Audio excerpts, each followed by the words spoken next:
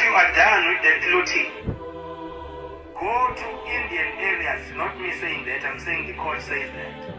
Go to Indian communities, go there and kill Indians and burn their houses.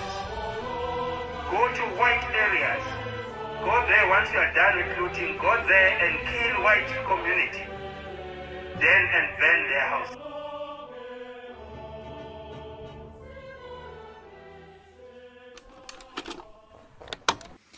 Welcome everybody to a very serious topic today here on the SerpentZA channel.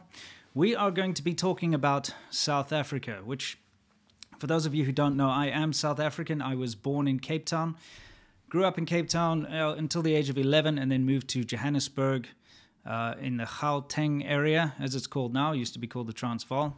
And I've seen a lot of change in my life. I've seen a lot of unrest in my life. I've seen a lot of nonsense and bad things in South Africa. And just to set the record straight here, I really, really hate South Africa.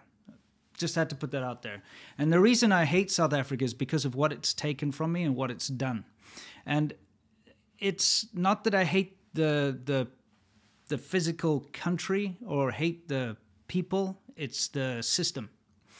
And there's a reason why I had to uproot my life and move to China and live in China for 14 years. And that was mainly because I knew living in South Africa, I would never be able to survive.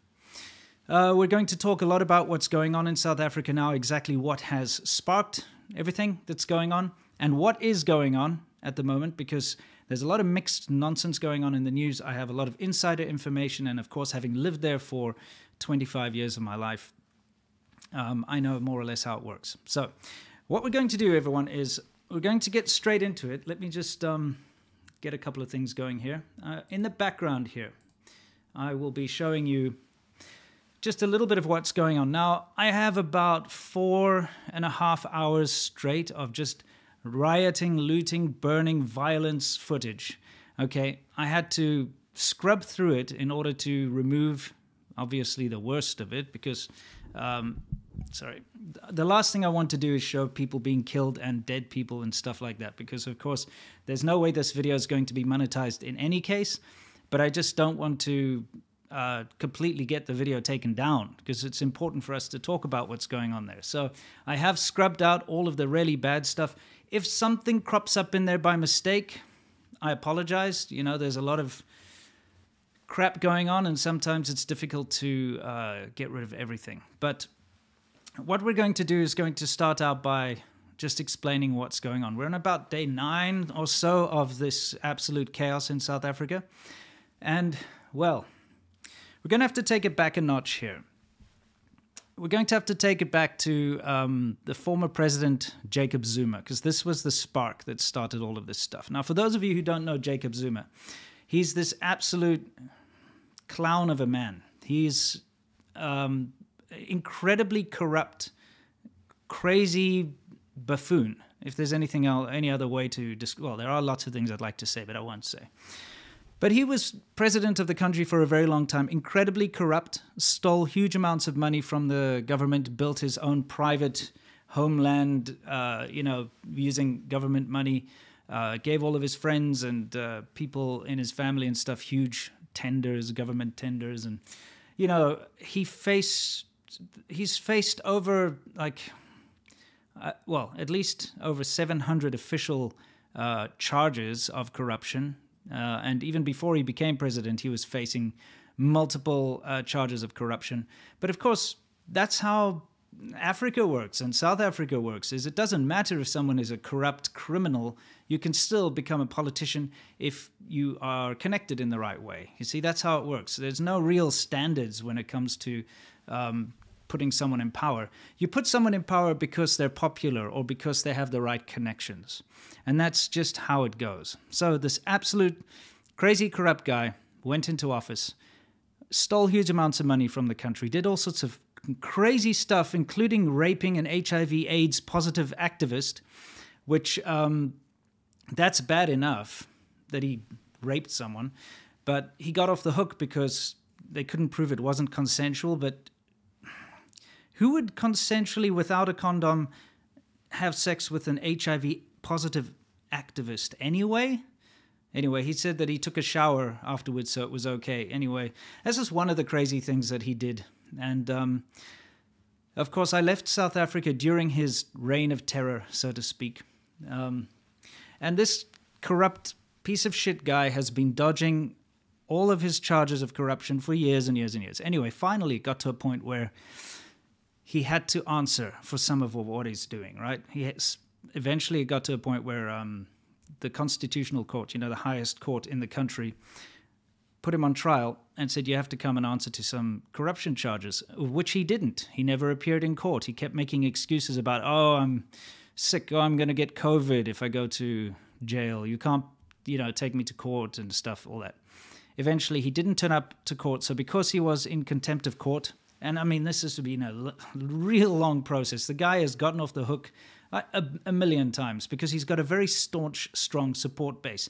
And I'm going to talk about that support base in a minute because you have to understand. Oh, hang on a second. This guy in the background is important. I want us to listen to him in a second. He has a very strong support base, and the reason being he's Zulu. And you have to understand how South Africa works. It's very tribal. You have Zulus, you have Xhosas, you have Ndebelés, you have so many different tribes, okay? But you also have a big Indian diaspora. You have the white people, you have the coloreds, the Cape Coloreds. You have many different groups of people, and it's a very tribal society. It's a very divided society. Even though there's this idea of the rainbow nation, everybody coming together. Let me ask you a question. Have you ever seen a rainbow that is brown, black, and white? That's not a rainbow. That's shit. That's the color of literal shit. It's a shit nation. It's not a rainbow nation. It's disgusting. This idea of everybody being happy-go-lucky and getting along and being part of this one big nation is a fantastic idea, but in practice it's not correct. You cannot try to erase everybody's identity and lump them into one sort of thing. It doesn't work. The tribal stuff is very strong in South Africa. So anyway, the Zulus, if anyone doesn't know anything about Zulus, are incredibly strong fighters and warriors. If you've ever heard of Shaka Zulu, maybe you've seen that old 60s film Zulu. I don't know. But when I was growing up, I always had a lot of respect for the Zulus. And I actually used to work with a lot of Zulus at one point. And I always found that the Zulus are very strong, I would say good people in my estimation anyway. But unfortunately also very apt to go off the rails easily when they feel like they're being slighted. Now, you have incredibly good Zulu leaders like King Goodwill Zwelithini or Buthelezi or any of these guys. And there's a lot to respect, when it comes to some of these Zulu leaders, but not Zuma. He's an absolute clown. He's a piece of shit. But he has an incredibly loyal following of his Zulu supporters. And this is important because where this stuff broke out is in KwaZulu-Natal, which is kind of the stronghold of, that's the stronghold of Zuma, that's where he's from, and it's also a massive, big concentration of Zulus. Anyway, we're going to take a look at a man on the ground because I thought, if we're going to find out what's going on with the riots, let's ask somebody on the ground. So let's just get past all the usual looting and burning stuff, which is kind of just a pastime in South Africa and has been since I was a young child. It's just ramped up a little more lately. Okay, so let's go to this guy on the ground. I'm going to have to put the volume up so you can hear him. Just give me a second. All right, so let's find out. The shops in towns are safe as people are protesting. How are you going to make sure that? I'm sure like in like a spa. Yeah. When you pay the food, and then to go to the spa, and then to wait for the food, and then to go to the boxer. Yeah. And then to tell to the boxer how gonna to speak to the people, how gonna to lend to the money. Yeah. And then to when you pay the money to the people. Yeah. Any question? Yeah. I hope that cleared it up for you as to exactly what's happening on the ground in South Africa right now. But all jokes aside, it is a confusing mess. But there is something to this which we're going to get into. So anyway, Zuma finally gets told he's going to jail because he's in contempt of court. And his supporters all rally around his homeland in Nkandla, you know, and they're all like, if you come and take Zuma, then we're going to make this country ungovernable. That's what they were saying. Guess what? It is currently ungovernable, but, you know, it's not really exactly what it seems. So eventually, Zuma actually handed himself in. And guess what? It's only a 15-month sentence. After all this bullshit, he's only getting a 15-month sentence, this disgusting, corrupt piece of shit who's done everything wrong in the world and has gotten away with every single thing, destroyed a country, basically, is going to get 15 months. Wonderful. So these riots and looting stuff start to break out. Now, this was initially as a response to Zuma getting in, being put in jail. But it shortly just became mass hysteria. And this is something that I have witnessed myself many, many times in South Africa. Okay, when something kicks off, and it doesn't matter what, this mob mentality just grips a community or grips an area, and you will find everybody joining in. Old men, young children, young women, old women, they'll all be stoning someone to death or setting someone on fire or doing whatever it is. If they think someone is a witch or something like that, they go in and they do all these things. I've seen it personally with my own eyes. I used to live next to Diepsloot, about 4 miles away as the crow flies from Diepsloot, which is a township which is just wrought with, it's full of absolute chaos all the time, and crime. And I used to drive past there fairly often, which is not a good idea to drive past there because you can get your car stoned or, you know, there's all sorts of things that can happen if they see you're a white person. It has happened. I just drove past there anyway a lot. And the one time I actually saw the aftermath of a necklacing, which is disgusting. If you ever want to have nightmares, just search necklacing, all right? And you will see exactly what necklacing is. I'll just explain it to you. It's usually a member of the community gets caught for, I don't know, they say, I don't know, doing a crime or suspected of witchcraft or whatever it is, or helping the bad government or whatever it is. During the apartheid days, they used to do this a lot to people that they thought were working with the apartheid state. And what they do is they take a car tire, they fill it with petrol, they put it over a person's neck, and they set it on fire. So not only do they burn to death in a gruesome way, but the rubber sticks to them and they can't escape, and it's just disgusting. It's a horrible, horrible thing. Necklacing is just next level. I've seen that with my own eyes. It's disgusting. Something you do not erase from your mind. During my time in South Africa, I saw dead people a lot for various reasons. A lot of things happened to me and my family and my friends. I've had friends who've been murdered. There's a lot of things that I hate South Africa for. You know, it's a fairly difficult place to survive in, at least during this time. In fact, pretty much forever. That's just the way South Africa is. Anyway, let's get back to this whole thing. So the Zuma supporters were going around and starting all this, but it sparked off that mob mentality that I'm talking to you about. And of course, opportunists jump in. When you see everybody rushing in and grabbing everything from the shops, you're going to join in. That's just how it works. That's that mob mentality kicking in. And certain people have been interviewed and asked, like, why did you do it? And they're like, well, other people were doing it. I knew if I didn't go grab something, by the time they're all finished, there'll be nothing left in the shop anyway. And so I'm just going to go grab some things. And it became this huge thing where people were just going in and doing this. But now there's another side to this. Okay? The Zuma thing kicked it off, yes, but that's not what's been keeping it going. And in fact, it turns out that this has been very well coordinated. I don't talk about South Africa for a reason, okay? It's in my past. I try not to think about it. I still have family and friends there. And of course, it concerns me greatly. Especially, you know, people that you care about in a situation like this. it's something that I don't like to dwell on because it's really just tough to deal with.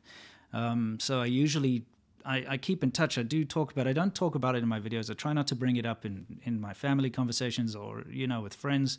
It's just a part of me that I kind of keep separate, and that's why you don't see it in a lot of my videos. But I am part of these groups, okay? My parents 17 years ago, just before I left South Africa, my parents bought a farm. Okay. By the way, if you look here in the background, this is a child being thrown down to a crowd, successfully rescued because the building was set on fire, and of course the people inside have to escape. This is the looters and rioters don't care; they just want to destroy. Anyway, my parents bought a farm, and it's not a farm that makes agricultural stuff. It's just like a piece of land in a very remote area. And they bought it to retire there and turn it into a game farm because there's wild antelope and deer, like African versions of deer walking around there. There's baboons and leopards and stuff like that. It's a very beautiful part of the country. It's very far out, very remote. It's got no value to anyone. And they bought this piece of land from the original farmer that lived there. And they moved out there and started to build up the farmhouse and stuff so that they could retire there. But unfortunately, as we all know, things when it comes to white people owning farms in South Africa is not very good. In fact, it's one of the most dangerous things that you could be involved in South Africa is being a white farmer. It's pretty much a guarantee that you're going to be attacked and murdered and killed, and also the government wants to take all the land back from white farmers, which I find incredibly unfair since my parents, for instance, only bought that piece of land 17 years ago. So if a black person had bought the same piece of land, they wouldn't be facing that. I understand if it's some kind of, this is an ancestral piece of land that was just stolen and, we need it back, but it's not like that. This is modern day. Go buy a property. Okay, here it is. I paid for it. Anyway, that's a completely different debate, and I don't want to get onto that. The reason I'm bringing this up is I am part of these groups, these South African groups, which have had to form out of necessity. And these groups look out for each other. They're usually farmers in the communities. It's not just white farmers, by the way. It's not just white people. The people that get attacked on the farms are not just white people. It's also the farm workers. It's also, people that live in the area get into trouble because of these guys coming in there and doing these horrible, terrible things. These murders are just off the scale, and the way they do it is brutal and disgusting.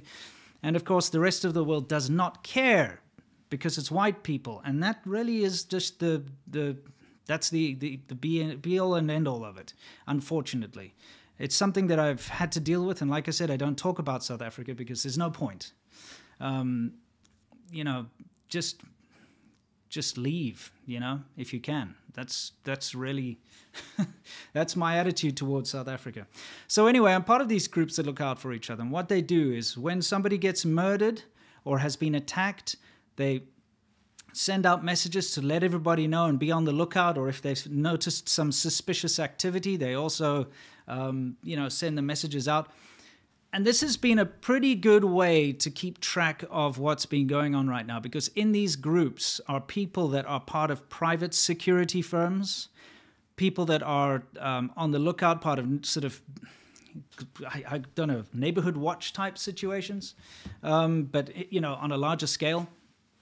You've got people who are on the ball, people that are connected to the police, all that kind of thing. So the information flow has been coming in fast and furious during this time. I'm going to play you a couple of small clips here.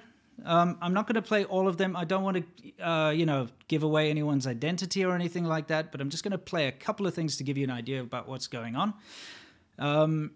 There are too numerous of these to play, but this gives you an idea of maybe another side to what's going on. So I'm going to play, I've got a separate phone for that specific thing, and I've also got a couple of messages on here. So I'm going to start by playing a little clip for you here from Durban. And Durban is in KwaZulu-Natal, where this all kicked off, by the way. Durban is probably it's kind of like the Florida, I guess, of South Africa. It's the tropical beach place. It's a really nice place to go.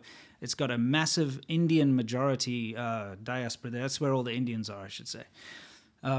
Let's take a listen. I'm from Durban. You don't know the situation here. They burnt every factory that supplies food. Every food factory, every chemical factory. They're aiming, and they're still literally aiming. I'll give you an instance of somebody who contracts for Macro in Springfield. So Macro in Springfield tells his security company that, listen here, you any amount of money, but just, we don't care what's the price, but you get as many guards as possible here. Put as many guards as possible. So you put 30 armed, fully armed security. When the guys came, they came in 60 armored vehicles, AK-47s and everything. And they told the guys, listen here, you move from here or you die. So they cleared out every bit of police and security in the area. This is strategically planned. It is not normal shit. So they... Okay, I got a couple more that I'd like you to listen to as well. Here we go. Yeah, Jim, we had an incident here today. SAPS contacted me and the security companies contacted me asking for ammunition. I gave them about 10 boxes of shotgun shells and about 200 rounds of 9mm. By 9 o'clock it was finished. They asked me again. So what I did was I contacted Hen's Arms, dropped it off with me, and then quickly did a U-turn, and then I distributed some of the stuff. I went to the police station, gave them some stuff. It's a fuck up here, China. This is like apocalyptic shit. I've just been called to fucking work, believe it or not. I've got to come do a few hours here from Gladiator. We've been coordinating with Scott Prasad. They've had shit all day there, and it's going to be really bad tonight. They reckon they're going to hit Scotborough Mall and burn the whole Scotborough Mall down. So the whole community's there, Oaks with hunting rifles, and whoever's able is there with firearms and ammunition. Time to fuck around is over, from what I gather from those guys there, because I'm certainly not going to fucking fire and waste ammunition, unfortunately. I don't care anymore. You can't have lawlessness on one side and then everybody else on the other side must be lawful abiding citizens when it's in a situation like this. It's now gone beyond. It's way, way beyond. This behavior is not acceptable. I'm sure you know. It's just I haven't slept for 2 days, but I was awake the whole night last night. I never slept. The shit was hitting the fan in Durban. We were trying to send people to assist. We went to Manzimtoti. We actually saved the Manzimtoti police station, and the guys hit Hillcrest. They hit Chatsworth, they hit Isipingo, and even Durban Central Police Station. They surrounded completely. They were coming for Toti, and luckily message got out, and everybody, the community members in Toti were really good. They rallied there and protected the police station. Then the shit spilled over down to Isipingo side and up to Athlone there. And big fuck up. So we've been busy with that all night. And then this morning from about 4 o'clock, the shit started hitting the fan everywhere. And it started here in Umkomaas and Craigieburn, and they just started getting bust in. But what blew my mind is that none of the roads were closed. These guys were free to travel in and out of the town as much as they wanted to, just driving up and down. People were just watching them. There's just not enough police. Military helicopters flew over and did assessments today. Nobody fucking assisted at all.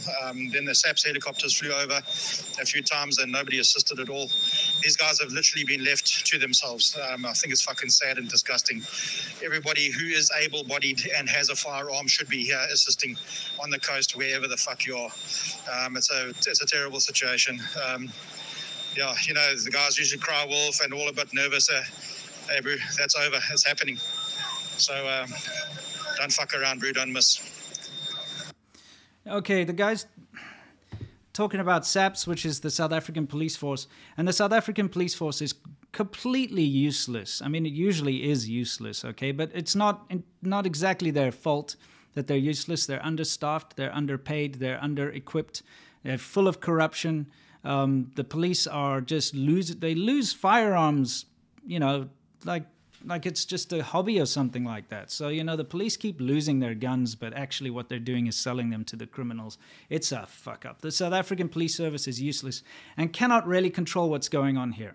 And so they've, in some cases, run out of rubber bullets. They're asking private security companies and they're asking just citizens and stuff to help them, supply them with ammunition and so on in certain places. It really is quite crazy. But we're still getting to that other part. I'm going to play you just a little bit more of something else, and then we'll talk about it. Yeah, it's easier to send a voice note than to type it out. So, yeah, this is more organized than what we think. The fact that they're stealing TVs and fridges and all that, that's just a distraction. What they're actually doing is they're stocking up in food. They're taking all the food. I mean, all the cars that we pulled over, number one, they all had their license plates removed. So it's an organized instruction. Secondly, they all had the same excuse, almost verbatim, as "we hungry." And they rattled up a story almost as a script. Now, these are all different, supposed to be random vandalists. They all had the same script, same MO. And I tell you, they stuffed in their cars polony. Obviously, they don't learn their lesson. Frozen chickens, meat, rice, all that kind of thing. Their cars were full of that. And, believe it or not, canned dog food. Okay, this message goes on to say, I'll just basically tell you what's going on here. The looters are not only taking all the food and everything they can put their hands on, but they're destroying everything. They're burning down all the shops. They're burning down the trucks. They're blocking off highways and roads. They're absolutely just decimating everything. And the whole point is they're trying to disrupt, the normal food supply and things like petrol, gasoline, that kind of thing. And it's working. I've spoken to people, obviously family, but other people that I personally know all across the country. And everywhere that I've spoken to, people in places as far-flung as Welkom, places in Johannesburg. My sister and her husband and them live in Johannesburg, and other friends. I've spoken to people in Durban. I've spoken to people all over the place. And one thing that's happened is that there is a shortage of food.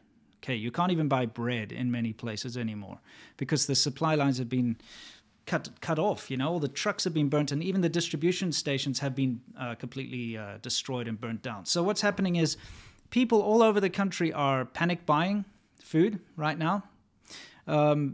And a lot of them can't get it because of the shortage. Petrol is also in many places no longer available. So people go to the gas station. I should say gasoline for all you Yanks out there. But gasoline is in short supply. People are going to the gas stations and there's none there. And it's pretty crazy. This is going on everywhere in the country. So even though these big looting and riot type thing, this chaos is happening specifically in KwaZulu-Natal and Gauteng, and it's branched off to tons of different places. It's not just localized in those places anymore. It doesn't matter because it's affected the supply chain across the entire country. Things like gas refineries have actually been shut down. Dairies, all this kind of thing have all been shut down because there's no point in even producing anything right now because you can't even deliver it anywhere. This, I've been hearing from a lot of different messages. This appears to be incredibly well coordinated. They're actually having people bust in. So what they'll do is they'll bus in about 3,000 odd people to a specific location, and then the looting starts and the burning and the destruction and all of that kind of thing. A lot of people are thinking that it's connected to some powerful friends of Jacob Zuma in the intelligence service. Some people are thinking that it's the EFF, the Economic Freedom Fighters. If you don't know the EFF, that's that crazy radical political party where the leader Malema says, we're not calling for the slaughter and killing of white people, at least for now.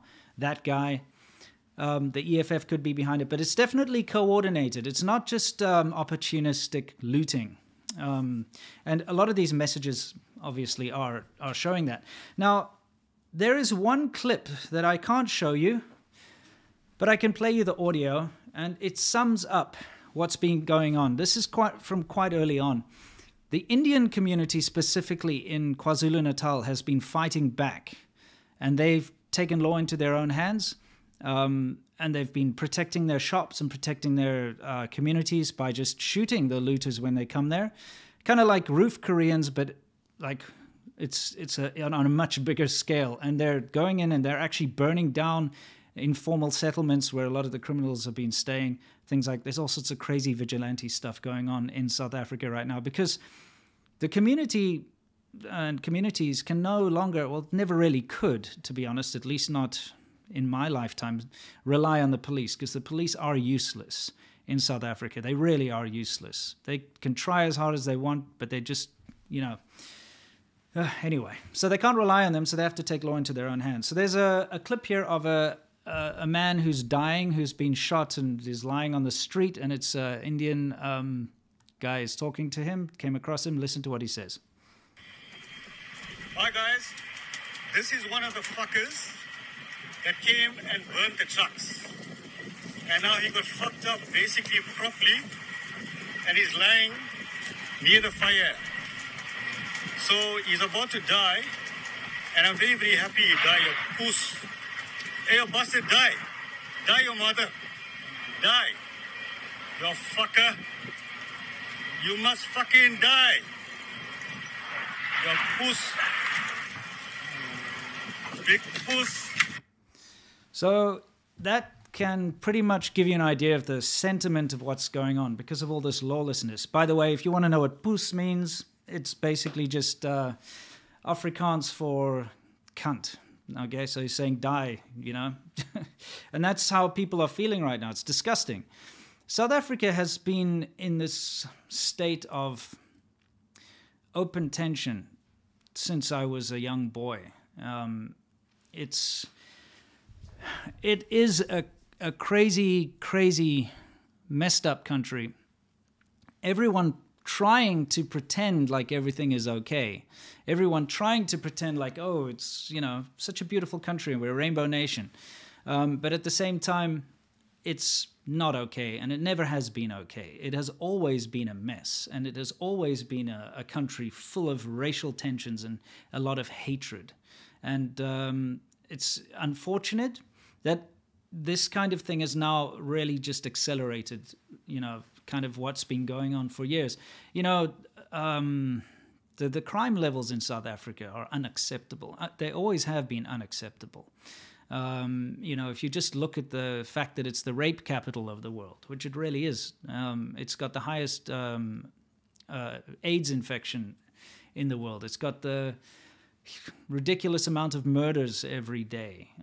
The lawlessness is just crazy. And now we're just seeing it, on a larger scale. It's just kicked off.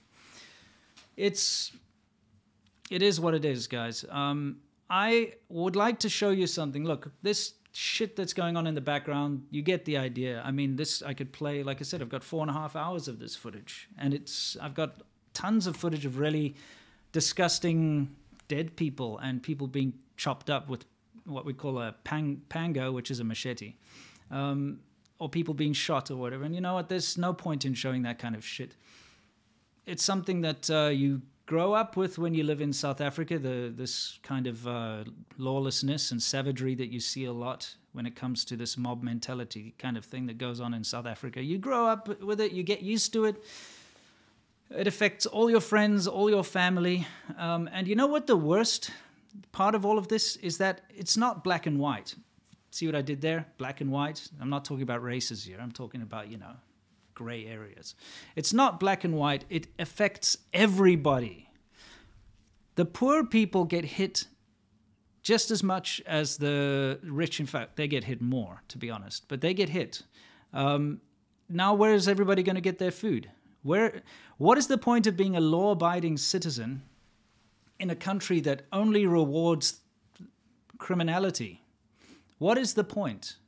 If you are a law-abiding citizen in South Africa, you're fucked. Like, that's the problem. Is you are the target of a corrupt government. You are the target of criminals.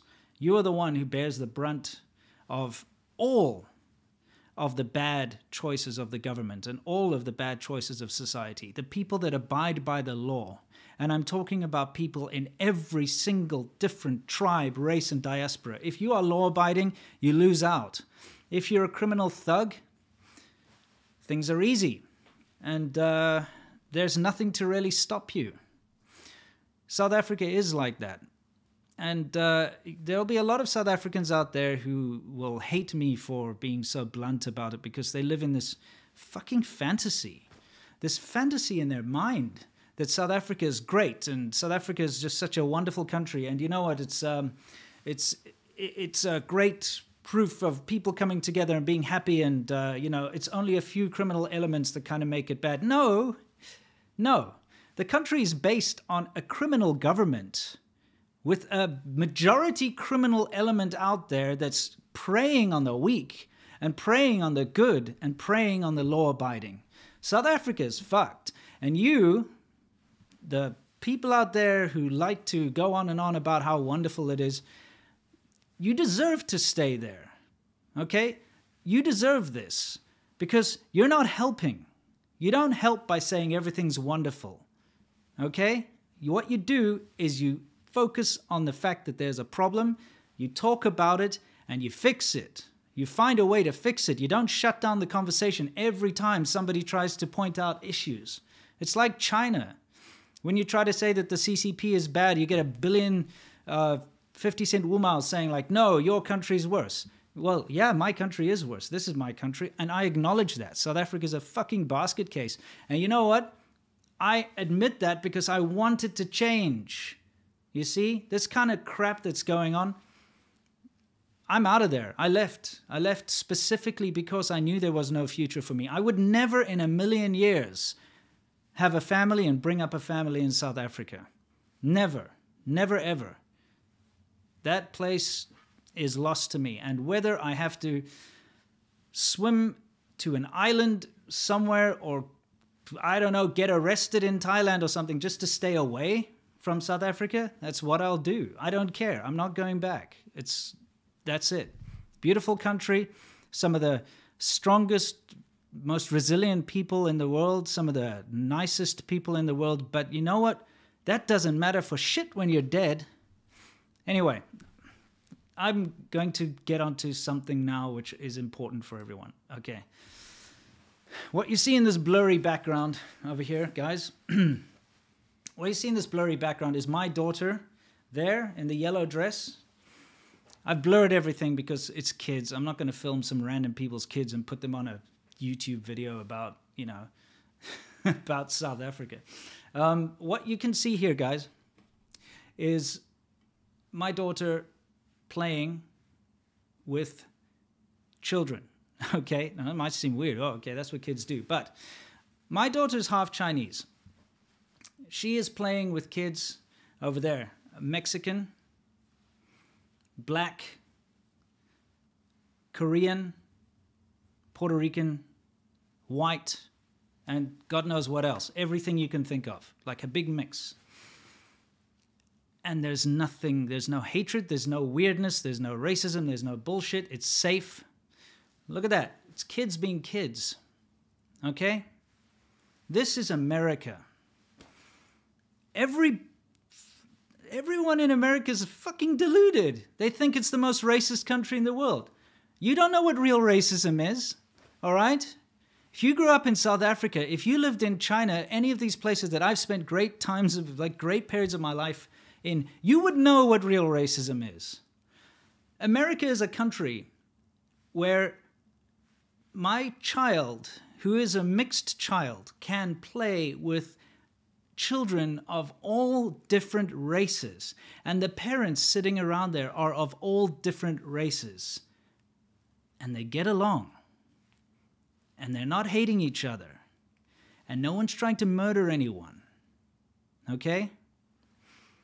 You can go on and on about your systemic racism. You can go on and on about things that you perceive as having hurt your feelings.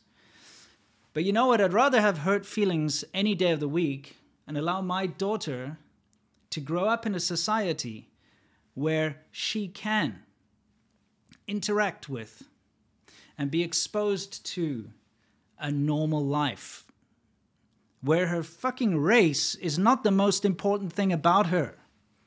We're making friends with people because they are your friends is what's important. This America and other developed countries have it right.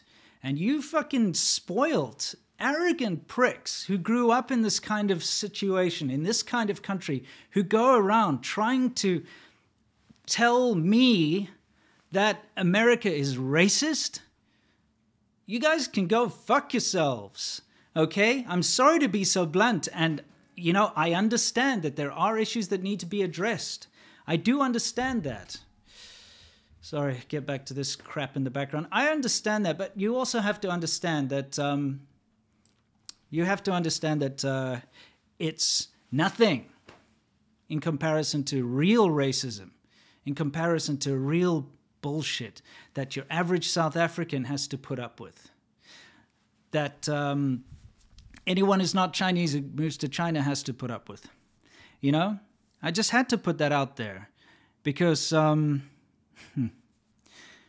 racism sucks and it's bad in all forms, but you do not understand what it is unless you have actually experienced the real thing. And this kind of shit that first worlders complain about all the time really boils my blood because it's petty and garbage. Anyway, it's time for me to answer some questions, guys. I've gotten a bit worked up here, I'm afraid, and there are quite a few super chats that I would need to reply here. So let's move directly into that. And you know what? I'm going to get rid of all this riot footage in the background for now because it just pisses me off because, you know, that's just the way it is. So give me a second. I have to add a little thing in here before we get directly into... hang on. Before we get directly into the questions and answers. Here we go. And also, I need to make sure that there's not going to be any deaths in the background or anything like that. That's the last thing I want you guys to see. It's not fun. Okay, so Saptarshi Sengupta says, are your friends and family safe?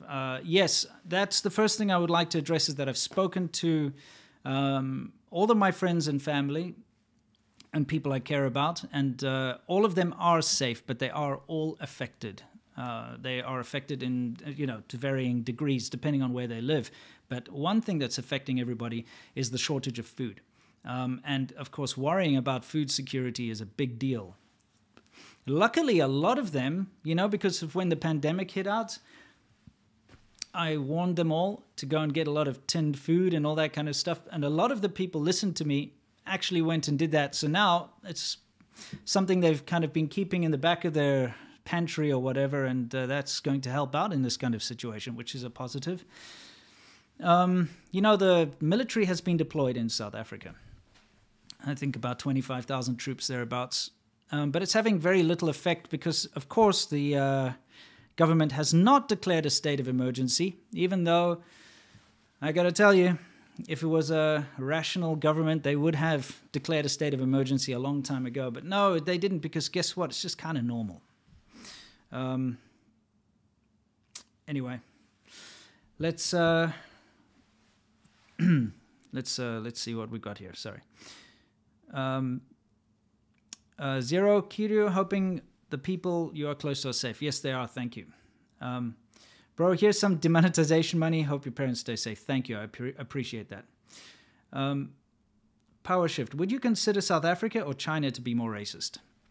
Look, honestly, when it comes to just blatant racism, as in discrimination racism, as in, you know, like, hey, you know, calling someone a name or something, China definitely far more racist. Because South Africa at least tries on the surface to appear as if, you know, everyone at least tries to, oh, I'm not racist, you know, that's the thing. No, I'm not racist. No, I'm not racist. But in actual fact, the racial tensions are heated over there. In China, it's less of a, I'm going to kill you because you're a different race, and more of a, you're different from me and you are XYZ. I'm going to discriminate you against you, and you're just a foreigner. You'll never be Chinese kind of thing. So it's a different kind of racism. Luke GP, some Polish beers. Thank you. Sean Wyland. Manning Johnson wrote Color, Communism, and Common Sense.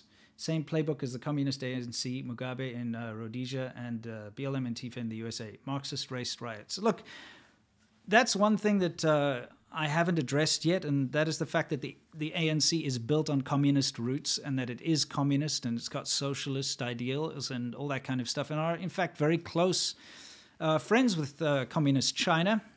And that has a lot to do with what's going on. They are actively trying to destroy the South African economy, and they have been since they've been in power because of their communist routes and stuff, and it's not good at all. Okay. Oh, holy crap. Is Zuma the number dummy? Zuma's just a piece of shit. Is Zuma and people like him in the South African government more corrupt than government officials in China? Yes. I'm going to be honest with you. That's one of the reasons why China was a big step up for me, is because in China, the officials and government officials are corrupt, like all of them. There's no exception. But if they're given a budget to do something, let's just say they get, make it easy, $100, let's make it small. They will at least use $20 of that to do the thing and pocket the rest. Or maybe they'll use like 35, 40, that kind of thing. But in South Africa, if they get given that $100 to do a job, they will just pocket the $100 and say that they did it and don't do it. That's the difference. So yeah, I'd say that the South African government officials are more corrupt than Chinese government officials, because, the Chinese government officials still get things done because they need to. In South Africa, you don't need to get things done. There's no one that's going to hold you to account. Okay, Neverpay, thanks for the insight. Keep up the good work. All right. Thank you very much, Tateju and Asag CV. Thank you, DLR. Thank you so much for covering this. I'm happy to do it. Sorry, it's something I don't like to cover, because whenever you point out the ineptness of the South African government, you're attacked as being racist. That's just the way it is. Oh, look, South Africa's fucked up. Oh, you must be racist. Why am I racist to point out that the South African government is a piece of shit, corrupt government that has destroyed the country and does little for the people and does everything for themselves? That's not about race. That's about a government. Okay, Canadian Greg, can you discuss the impact of the history of Rhodesia on times like these in South Africa? Well, Rhodesia, yeah, Zimbabwe, Rhodesia, whatever you want to call it. It was kind of just like a litmus test, I guess. It's just like a warning. It's like, this is what's going to happen. And South Africa's just been taking much longer to reach the same levels, but it's pretty much what's happening. Jennifer, as someone with family in SA, it's just awful to see how things are becoming worse and worse. It's like 1 step forwards and 10 steps backwards. It absolutely is. Whenever there seems to be a little bit of hope about what's going on in South Africa, shit like this happens,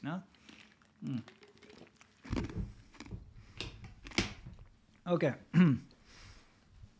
Amir Sarda, thanks for all the info. Fantastic channel. Keep up the good work. Please check out the Open Peace podcast for genuine discussions between Israelis and Palestinians.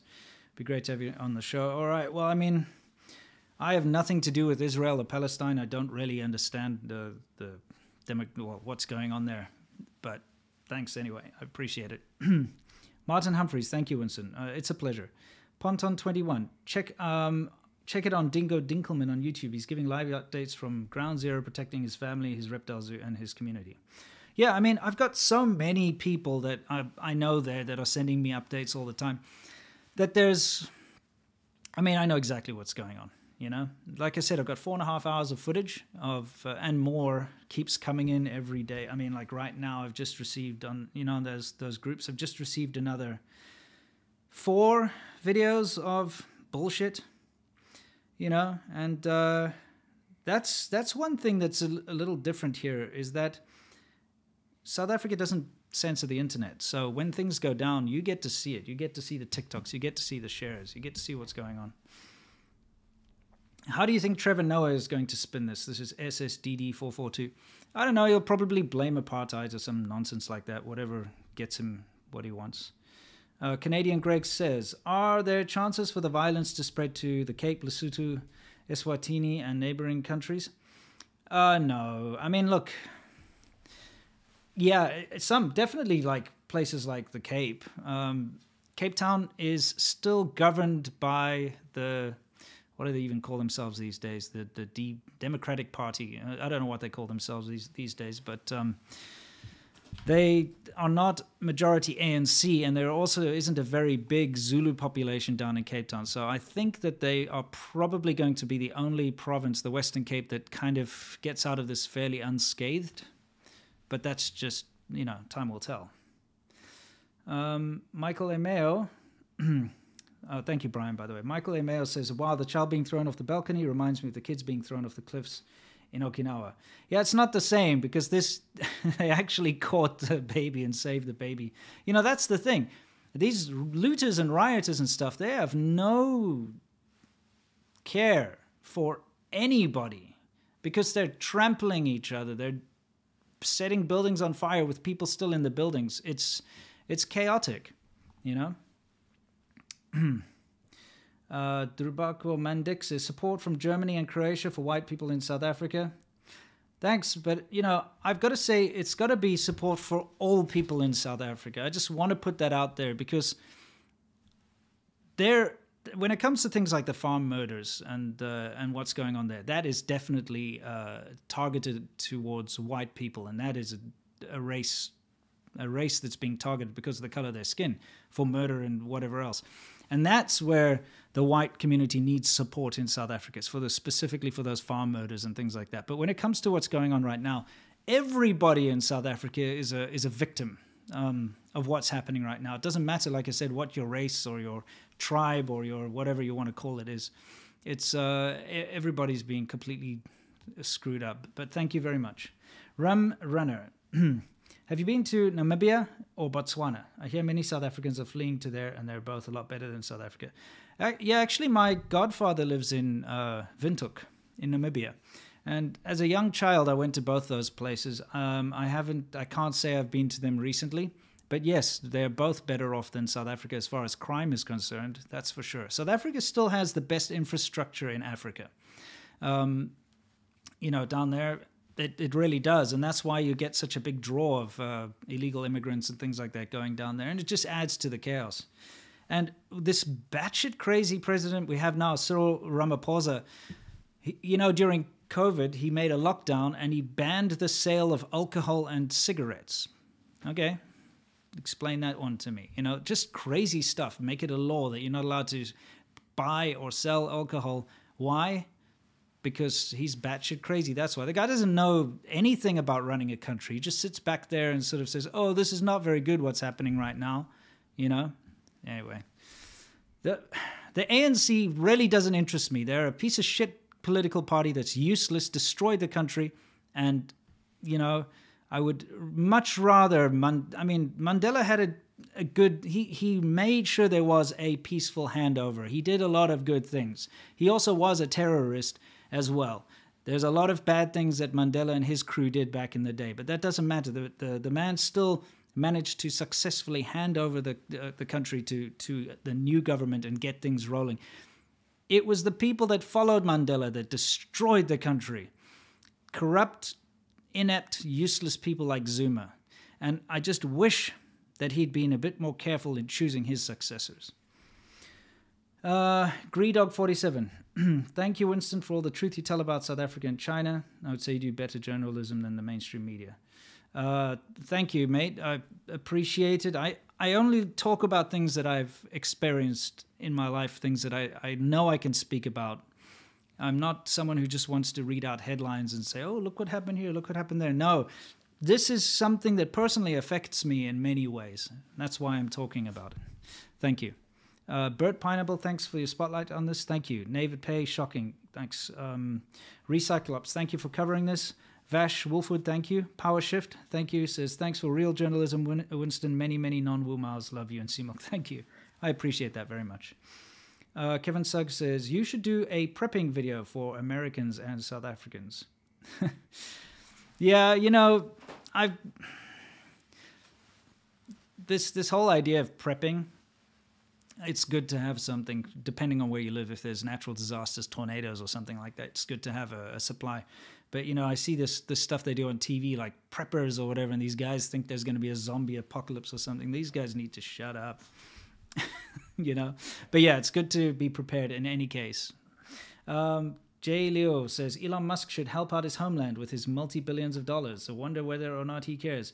I'll be honest, I think I can't speak for the man, but if he's anything like me, you leave South Africa and you're like, fucking, I'm done with that place. I'm so glad I left and I never want to go back and I want nothing to do with it. And I think that's the way I feel. I care about the people. Don't get me wrong. I care about, the plight of fellow South Africans, but that country can fuck off. Sorry, I just, when you've had to put up with the amount of shit that I had to put up growing up in that country, it's very hard to explain. When I was incredibly young, and it was still the transition from apartheid to the new system, I remember we had the old national anthem. We had a different flag. Everyone in school, we had to sing the national anthem when you start the day type thing, or start the week. I can't remember. I went to a school called Wynberg Boys School in Cape Town, which was a very old school, a couple of 100 years old or something like that. There was a lot of history and tradition, and we had to stand there and be proud of our country and learn about all the achievements of the voortrekkers and the forefathers, and bear in mind that I'm British South African. I'm not Afrikaans, and the national anthem we had to sing was in Afrikaans, not even my language. It was a very weird situation. I never really gelled with that identity. Then when I start to reach the age of sort of 11, 12, 13, things start to transition over. Now suddenly I'm being blamed for all the problems of the country. Now I'm being told to be ashamed of my country, be ashamed of myself. Now I'm being told that you're the reason that everything's screwed up in the country and that you're a bad person, and that's what you get sort of taught. So I never really had an identity in South Africa. I didn't really gel with the country. I never felt as if I could be really proud of the country because I wasn't, Afrikaans. I wasn't black. I don't know what the hell I'm supposed to be. They call us Soties over there, which is kind of like a soatpeel. But I am fully South African. I only have a South African passport. I do not have any other kind of passport. My parents are second generation. And it's just one of those things, man. The country is a weird one. South Africans are usually very proud, but I don't know what they're proud of, to be honest, because, I'm not proud of that country. I think it sucks. That's just me. Anyway. Dominic Fassbender, disgusted that Western politicians and media are ignoring this. No principles at all. Yeah, I mean, you get used to that as a South African. It doesn't matter. When the rest of the world doesn't care about South Africa. They never did. They only cared about, shutting down apartheid, which was good. It was good to care about that. And free Mandela and everything. Let's have a concert. Let's put sanctions on South Africa. Let's put a stop to this evil regime. Good. Great. Once that was over, they flipped a switch. South Africa, go fuck yourself. You're all fine now, Meanwhile, the country descends into a much worse situation than it ever was in before for everybody on every spectrum, every side of life. The power goes off all the time with load shedding. You've got this kind of unrest and chaos, these informal settlements everywhere where crime is rampant. It's not a good way to live. It's gotten so much worse, but people don't care. Anyway, Lech Minimaj says, this is literally the South African version of Kristallnacht. The rioters are the ANC's Strume, I can't read this. What does it say? Strume betelig. History is repeating itself. Well, history is repeating itself if you want to look at places like Zimbabwe. Definitely. D. Art says, thank you for doing the Lord's work. Thank you very much for your support. Ramiam, thank you. D3 King, thank you. Sean Wyland, fourth generation warfare as William S. Lind described. All right. Akbar Ali says, why are they targeting the Indians? Are they also targeting the Malays or just the Indians and whites? That clip that I played in the beginning, you heard the thing where the guy said, go to the Indian communities, kill the Indians and burn their houses and stuff. That is a pastor who was telling everybody a phone call that he'd received that had told him that he must do this. And this is something that's been going around where apparently people have been receiving phone calls instructing them to do this kind of thing. Whether there's real truth to that or not, I don't know, but it has become a racial issue, especially in places like KwaZulu-Natal. Indian businesses are being targeted specifically, Indian shops and the Indian community. That's why they've been fighting back so hard. And it is always a racial thing in South Africa. It always has been, Go and attack this community. Go and attack that community. It doesn't matter if it's the Cape-colored gangs, if it's the the black townships attacking the white suburbs, or the white Bura attacking someone else. There's always someone attacking someone for some reason, and it always is based on tribes or race or whatever. It's very complicated in South Africa. We have 11 official languages, for crying out loud. You don't understand how many different kinds of tribes and people kind of inhabit that country. And everybody has problems with everyone else. It's not like everyone's just like, oh, we're a big happy family. No, it's not like that. People have issues with each other. And it's just there beneath the surface. Dre Lab says, my family is stuck there and there's nothing we can do as they are all murdered. Oh, nothing we can do as they're all murdered. I get that. So they're not murdered yet. You know, it's incredibly frustrating. And I've been trying my best to convince my remaining family to leave South Africa, but it's actually very difficult to leave South Africa. There are not any countries in the world who are like, hey, you've got a South African passport, come on, immigrate, you know? Nope, you have to, if you want to immigrate to, say, Canada or Australia or something like that, it's incredibly difficult and incredibly expensive, and it's beyond the reach of most South Africans to do, simply because the stringent requirements to leave the country are just, you have to have a lot of money, you have to have a lot of luck, or a lot of connections, or you have to be like very well educated or something like that in order to go to one of these countries. It's not easy. People don't seem to realize this, especially people from the first world, because, you know, Americans, for instance, can travel anywhere in the world without a visa almost, you know, and if they want to just go pop over to England and do a little part-time job or something, they can do it with very little effort. But being a South African, it's very difficult to leave. And so people get stuck there. And then it becomes a point where even a plane ticket to leave the country is too expensive to afford. You know, it's a tough situation, and most people don't understand that if you come from a developed country anyway. Okay, Control Review said, I saw a thread on Twitter of the looting and 0 replies from black South Africans. Then a post was made with Indians defending their area, and all of a sudden black people replied complaining racism. Yeah, look, it's just the way it is. When you grow up in South Africa, you get used to racism. You get used to being called a racist. You get used to people talking about racism. You get used to racism being a talking point in almost every conversation. And that's why when people call me racist, it doesn't bother me, because I know what real racism is. I've had to experience real racism in my life on all fronts, coming at me, coming from me, coming to me, and coming back and forth. You know, when you know what real racism is, when someone says, oh, you're a racist because of X, Y, Z, you can, in your mind, just be like, shut the hell up, you don't know what you're talking about, and move on. Unfortunately, it's just used as a weapon to try and stop conversations. And it works a lot of the time. People, especially a lot of South Africans, are incredibly sensitive about being called racist. I'm not. Please go ahead. I don't mind. Go ahead, call me racist all day and all night. It doesn't bother me. But a lot of people will immediately shut up if they are called racist, or they will try their best to defend themselves. That's not the way I roll, and I wish the rest of the world would follow suit, because it's just a stupid way to shut down a conversation.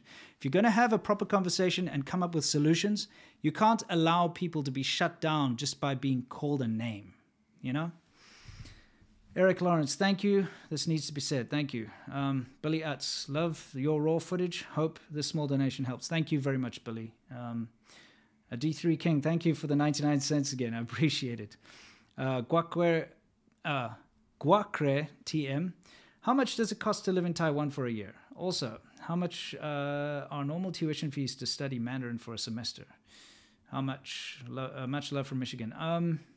Taiwan is actually quite cheap to live in, from what I recall. And the salaries are quite good. So if you get a basic English teaching job or whatever, you'll be fine. I can't give you exact figures. But you can check out my friend, called This is Taiwan. I think there's the name of his channel. He's a really good guy. You can check him out. Canadian Greg says, sad to see such horrors in such a fabulous country. Animals, landscapes, etc., and individuals. Reminds me of the destruction of Chinese culture at the hands of the CCP. Cheers, Winston. Yep. I made that analogy a long time ago. I got a lot of shit for it, but I made the analogy that South Africa is like the most beautiful woman you've ever seen, except she has AIDS. That's my analogy, because it is a beautiful country. There is a lot of amazing wildlife, lifestyle. If you go down to Cape Town, the wine route and the sea and the environment's fantastic. It is a beautiful, beautiful country, but there's no point. Don't mess with it, because it's full of just bad poison. It's not a good place. There's so much bad mixed in with all that beautiful nature that it's just not worth it, you know? Again, a lot of South Africans who are deluding themselves living in South Africa right now will be like, this guy sucks. He's the problem. Why? He's making us all look bad, blah, blah, blah. Shut up. You stay there. That's your own fault.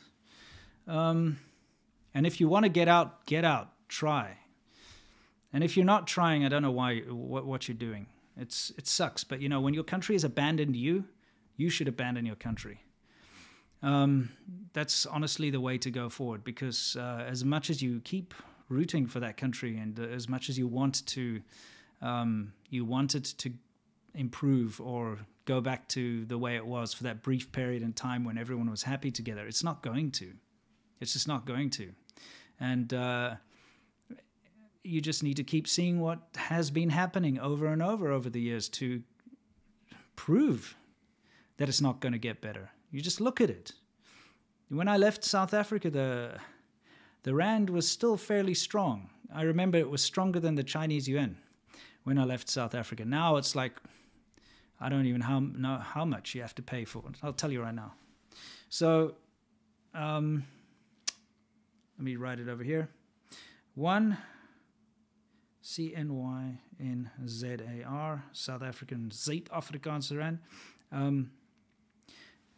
It is now, for 1 Chinese yuan, it is 2.2 South African rand. So it really just dropped in drastic value, you know. It used to be the other way around. It used to be about 1.8 Chinese yuan for 1 rand. Now it's way worse than the other way around. So, you know, the economy keeps failing. Everything, the electricity goes off all the time. What are you doing? Here in ROI, Indians have been taught one rule since childhood, to have low expectations from the government. Looks like the same story in South Africa. Yes.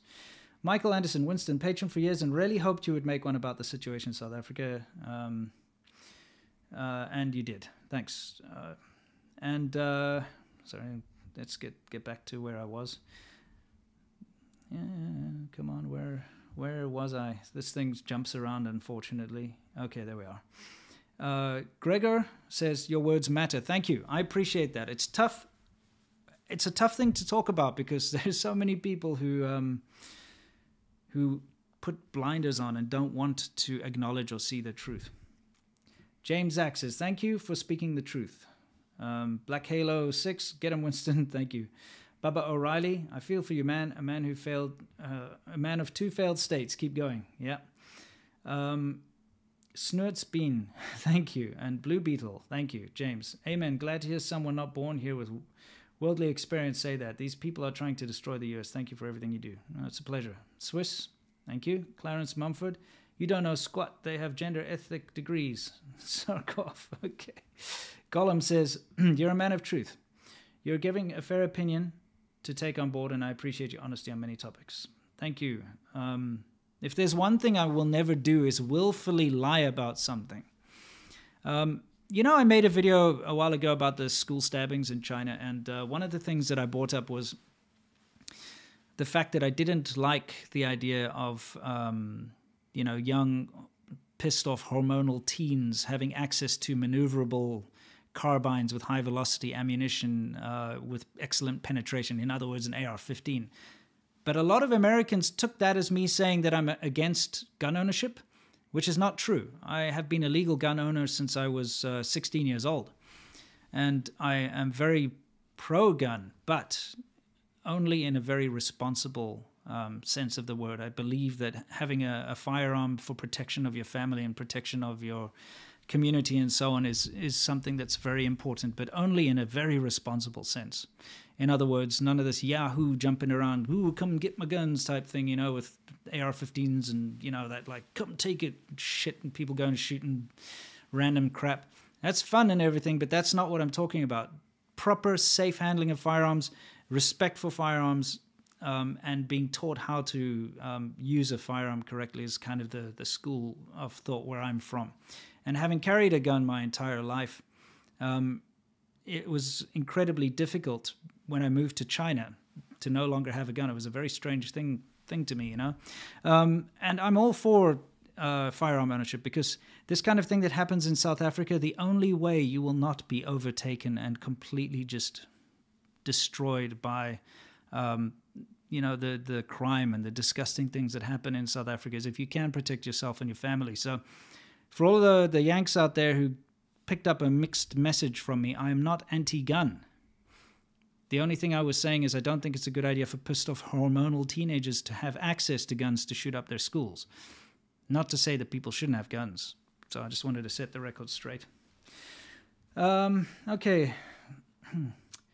Loy Mike 31 said, God bless Winston. People in North America do not know how good they have it here. And yes, unfortunately, and it's very annoying. I understand it, because when you grow up in such a privileged situation as in growing up in Canada or America or whatever it is, in the first world, where you have a government that works and you have systems that work. Yeah, a lot of them are unfair. No government's perfect. There are problems. Yes, there is a little bit of crap here and there. Yes, there is systemic racism. But you know what? As a whole, it's an incredible environment to grow up with. And when these people that grow up in such a fantastic situation moan and complain about that all the time, it pisses me off. It pisses me off for numerous reasons, but especially when they try to tell me how I'm supposed to think, and that I am supposed to think that America is racist or something. That's what really pisses me off, because you don't get to tell me that. I can experience with my own eyes. I've been around the whole country. I can see what's going on. I know what real racism is. So when you try to tell me that, it really pisses me off. I don't make a scene out of it. I don't call people out, but it does really annoys me. So I'm sorry if I ranted a bit, because I tend to want to vent. You know, especially when people say that I have white privilege growing up, and say, what fucking privilege? What do you expect? What do you consider to be privilege? The fact that I could go to school, okay, is that a privilege? The fact that I had to work really hard to achieve or get anything in my life, is that privilege? I was never handed anything. I know that somebody born in the poorest situation in America had more privilege than me growing up. Access to libraries, for instance, which we didn't have. We don't have access to parks. We can't go to parks in South Africa. You get fucking murdered. You can't go play with your friends outside in a field or something. You get murdered. You can't do that kind of thing. What do you think is privilege? I'll tell you what's privilege. Growing up in a first world country, or living in a first world country, is privilege. And that's what should be called out if you're going to call out someone for privilege. Not because of someone's skin color. Anyway, do you know if the big ports of Richards Bay and Durban are affected by these riots? Well, definitely there will be a knock-on effect where they cannot bring the goods in because there's nowhere to take them to. You know, and the roads have been, or the supply chains have been messed up. Vernal Kortelainen says, what do you think of the general American conservatives' opinion of South Africa? Like the thing about white farmers, I think. I don't know what you mean by that exactly. One thing I can tell you for damn certain is that there is a big issue in South Africa when it comes to the white farmers that never gets spoken about. And it's because it goes against the current narrative in the zeitgeist in the Western world, you know? I feel like there's a big anti-West movement going on around the place where it's not good. I don't know. It's tough to explain. But basically, it doesn't... A lot of people don't want to acknowledge it simply because it goes against the narrative. Because when you've got a white community that's a minority that's being persecuted, and it's a minority that's being targeted specifically for murder and terrible things to happen to them, it goes against the idea. Because in the Western media and in the Western world, it's always the white majority that's bad, putting down other majorities, you know, like minorities, sorry, whether it be black or brown or Asian or whatever it is. That's the kind of narrative that seems to be pushed by the mainstream media. So you can't suddenly come in and say, hey, look, here's a white minority that needs help, because it doesn't gel. It doesn't work. So I think they kind of just push that one aside, sweep it under the rug, you know, hope it goes away by itself. That's at least my own take on it. Gabrielle Bold, wow, thank you for being so generous. To help where you can and spend $1 on a silver bullet. I certainly will. You bet your bottom dollar that's what I'm going to get for myself. After this, I'm going to need a drink. Okay, Gary McBrien says, thank you very much. Sean Kate, big fan. Thank you very much. Zombie Sex Machine says, see the video of the only store in a looted mall that was a bookstore. Funny stuff. That wasn't looted. Yeah, I've seen that video. There's one store that wasn't affected in the whole place. It was smashed up. And the only place that was still perfect was a bookstore. Well, you know, the people that are usually doing all the rioting and looting and so on, they're not of the most intelligent sort. So they're not going to be going into the bookstore to read up on Jung or Nietzsche or something like that, or Socrates. They're going to be, you know, grabbing that fridge or something. Sverok87 says, you do humanitarian work, Winston. I'm an American. This country is the ultimate of naivety. The elites are capitalizing on it. They are about to serve us hard. Hypocrisy and hate will prevail. Then we will all suffer. Rumrunner says, I'm half black and I agree. The US has race issues, but it's the least racist country on earth. How do you think this ends with South Africa? Civil war? Balkanization? This is a very difficult question for me to answer. Civil war has been something that's been threatened for God knows how long. Everyone thought when Mandela died, suddenly like all the sort of, because he was the only person holding back the flood of hatred, and then suddenly all the white people would be attacked and genocided. You've got the Afrikaners who have, you know, their very staunch beliefs and their very proud traditional setup, who really want their own country and they want to try and, you know, like separate themselves. I don't know, kind of like the Amish or something in a way. And there's always been this threat of civil war, but, you know, so far it's been avoided. And I don't really know what you would consider a civil war anymore in South Africa, because it's now really just criminals against law-abiding people is really what it would be. Would that be a civil war? I don't think so. I think it's more like a massive crime wave, a state of emergency. I don't really know what you'd call it. But I feel like at the end of the day, if things continue the way they are going, and the corruption continues and the nationalization of everything and the attempt to socialize everything, it really will just end up like Zimbabwe or worse, where the country is just insignificant, completely burnt down. All the good infrastructure, everything that was ever good or valuable or great about the country will be gone, and it will just be a bunch of people living hand to mouth and eking out an existence. And that's kind of probably where it's going to end up, to be honest, unless something changes. But, you know, I don't like to say that because I know it's not going to change. It never has changed. It's been in steady decline and will continue to be in steady decline until it cannot decline any further. James Daly, so sell Cecil stock? Probably a good idea. Dre, Labuskachni here, and I have very little family left. Thanks for shining a light on our plight. Yeah. Labuskachni, yeah, man.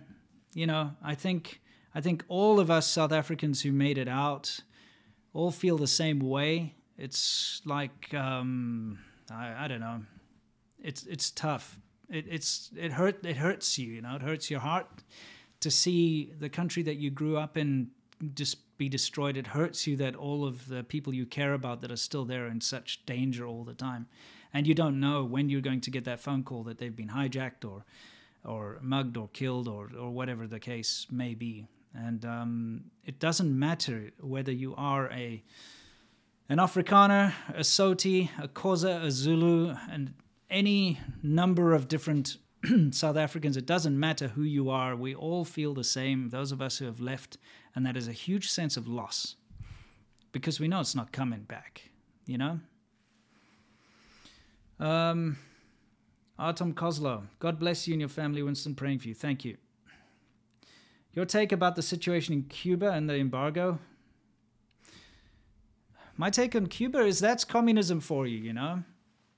And if the only way to cure that communist problem is to allow capitalism, it shows you that communism is just bullshit and everybody should just stop thinking it's so great.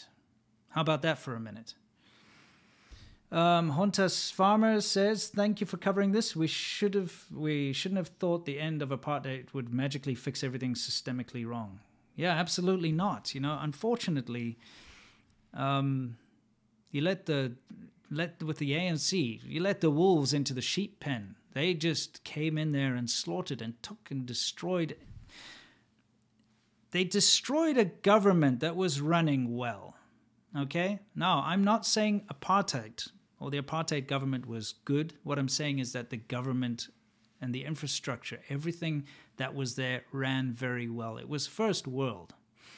And they took it and they just went in like these looters and took everything that they could and burned it down. And it became a joke of a government, a corrupt tenderpreneurship set up where if you knew the right person, you get a tender and then you tender to build a road or something and you didn't actually have to build the road, you just take the money, that kind of thing.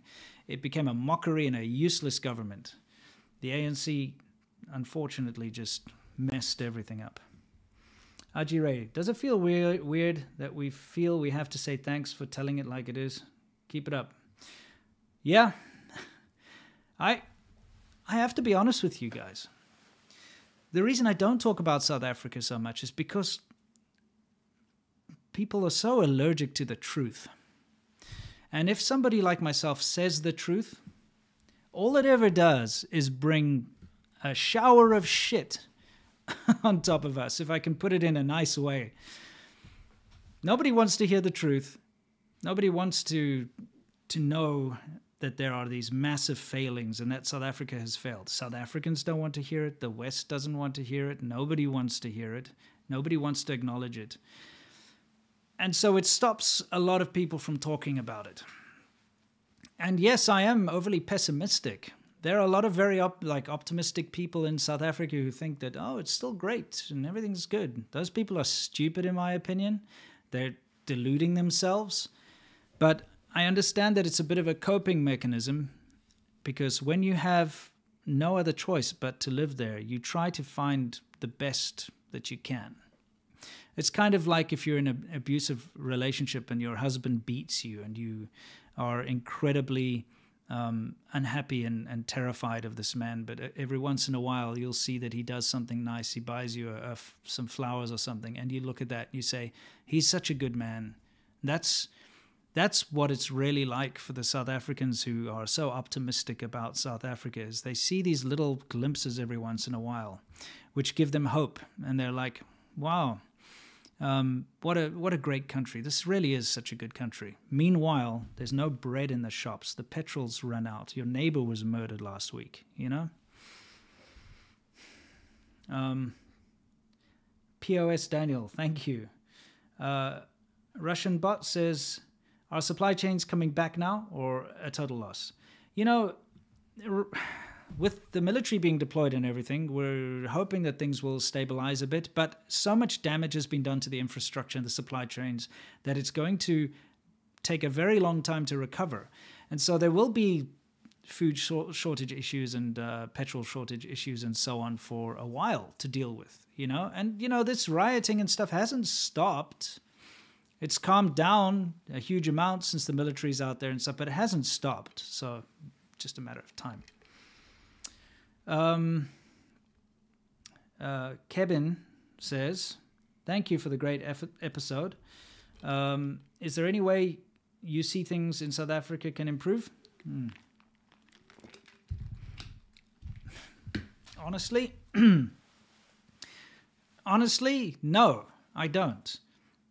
If by some miracle, whatever they call themselves now, DPP or something, the Democratic Party, if they did take over and kick the ANC out, we might see a little bit of healing.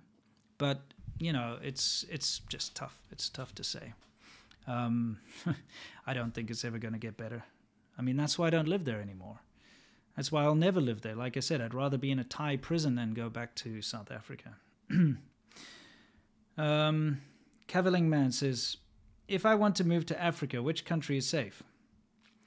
Yeah, that's interesting. It really depends if you're talking about sub-Saharan Africa or North Africa. But there are plenty of nice places. I'd say Kenya, Botswana, Namibia all have a fair shake. They all have their issues, yes, but not as bad as South Africa.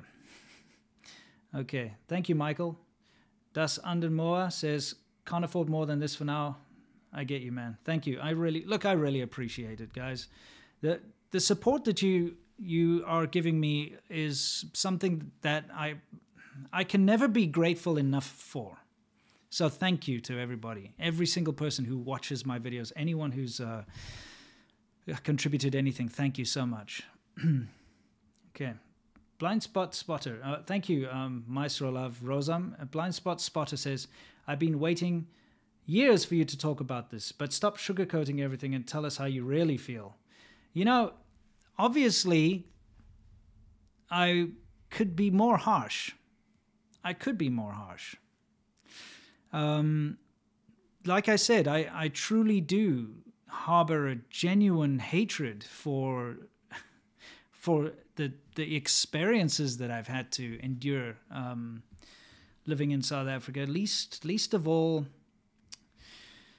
you know, some pretty bad things have happened to my family, but a young girl that I grew up with, who I considered my little sister, was brutally murdered, and that was the last straw for me. Andy, are you proud to be South African? No, I'm proud to be myself, and this is something that I've learned. Something that South Africa has taught me is that being proud of your nationality is fucking bullshit, right? You should be proud of who you are and your own achievements and what kind of a person you are. Not proud of your nationality. You had nothing to do with that. Did you work hard to get born there? I don't think so. You were just born there. What's so freaking amazing about being born on a piece of soil? It's you as an individual that you should do something that you can be proud of. You know what I mean? Mark Davies, thank you.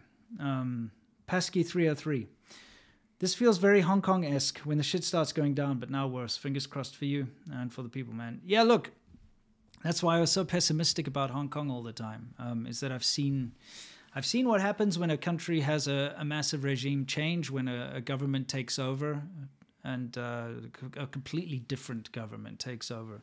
And so I knew what was coming for Hong Kong, and I feel deeply for the people of Hong Kong because I know what they're going through is what I went through when I was young. Shavami Rai, I've been hearing there is a more bitter rift between colored/Indians and blacks than with whites. How true is that?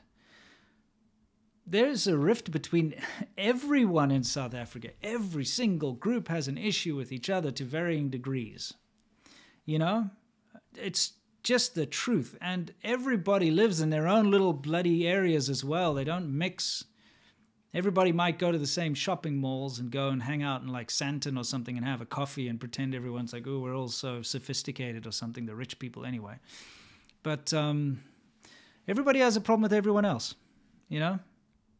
I grew up in Cape Town and with the Cape Coloreds there, and you know they are some of the most interesting people that you'll ever meet. I actually had some very good colored friends growing up, but man, are they interesting! I got to tell you, especially the language they speak. It's called Funny Galore. It's like a mixture of English, Afrikaans, and it's some other stuff too. It's so interesting. I remember this one guy. I'm walking down the beach when I was young, and the one Cape Colored is like wearing. They used to do this thing. I don't know if they do it anymore. They wear a baseball cap, but they used to like roll up cardboard and stick it on top of their head, and like so they can perch the cap on top. It's kind of a weird thing. The guy was walking past and I heard him say to his friend, "Ja, ek het sê, ek sal jou so hard klap dat jou weer in jou maat se poes sal klim." And I thought, that's the most ridiculous shit I ever heard in my life. It stuck with me, especially the accent's really funny. And the translation of that is he said to his friend, "I told that guy, I'm going to punch you so hard that you're going to climb back into your mother's pussy." You know, very interesting. Cape Coloreds, very interesting bunch, but they have their gang issues and they have problems with everyone has problems with everyone else. There's no point in going into it, like I said. Let's see. Saptarshi Sangupta says, "I've heard the ANC and Mandela were actually inspired from the Indian National Congress. INC used to be hardline socialist in the 70s and now the largest opposition party in our parliament." Well, you know, they were inspired by a lot of communist countries too. If you go look, you can see there's a lot of pictures of Mandela visiting with Fidel Castro and Gaddafi and, you know, other well-known communists. They are very much, like I said, have their roots in communism. Thus, Anden Moorver says, same as Cubans being told they don't get socialism.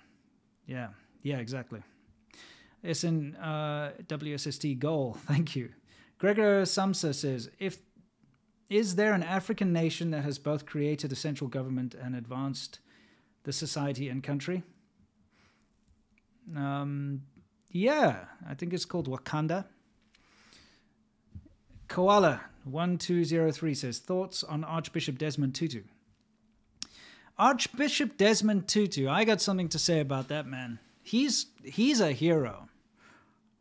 I mean, that might sound a little weird coming from me, but I think if there's anyone to look up to as a role model, fuck Mandela and fuck Zuma and fuck whoever, the Thabo Mbeki, Archbishop Desmond Tutu is the one constant from my childhood till now of an example of a good man.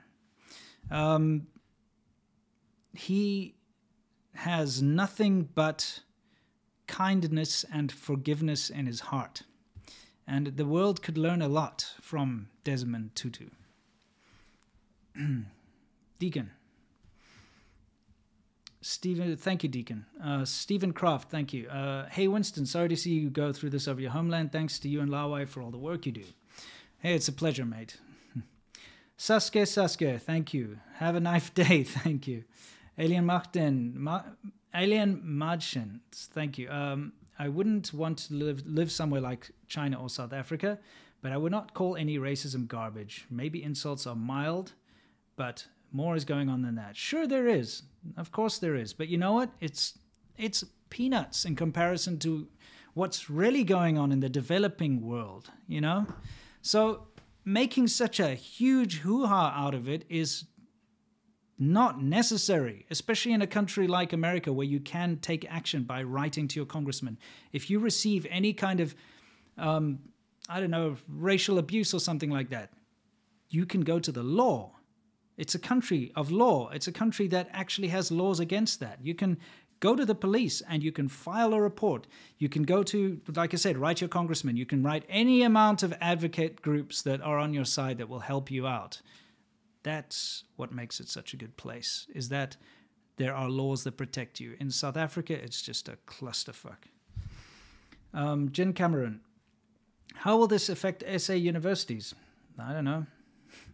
I mean, I think South African universities, although in the past being some really good institutions like the University of Cape Town and whatnot, I just don't know what the state of them are these days. I can't really speak for that.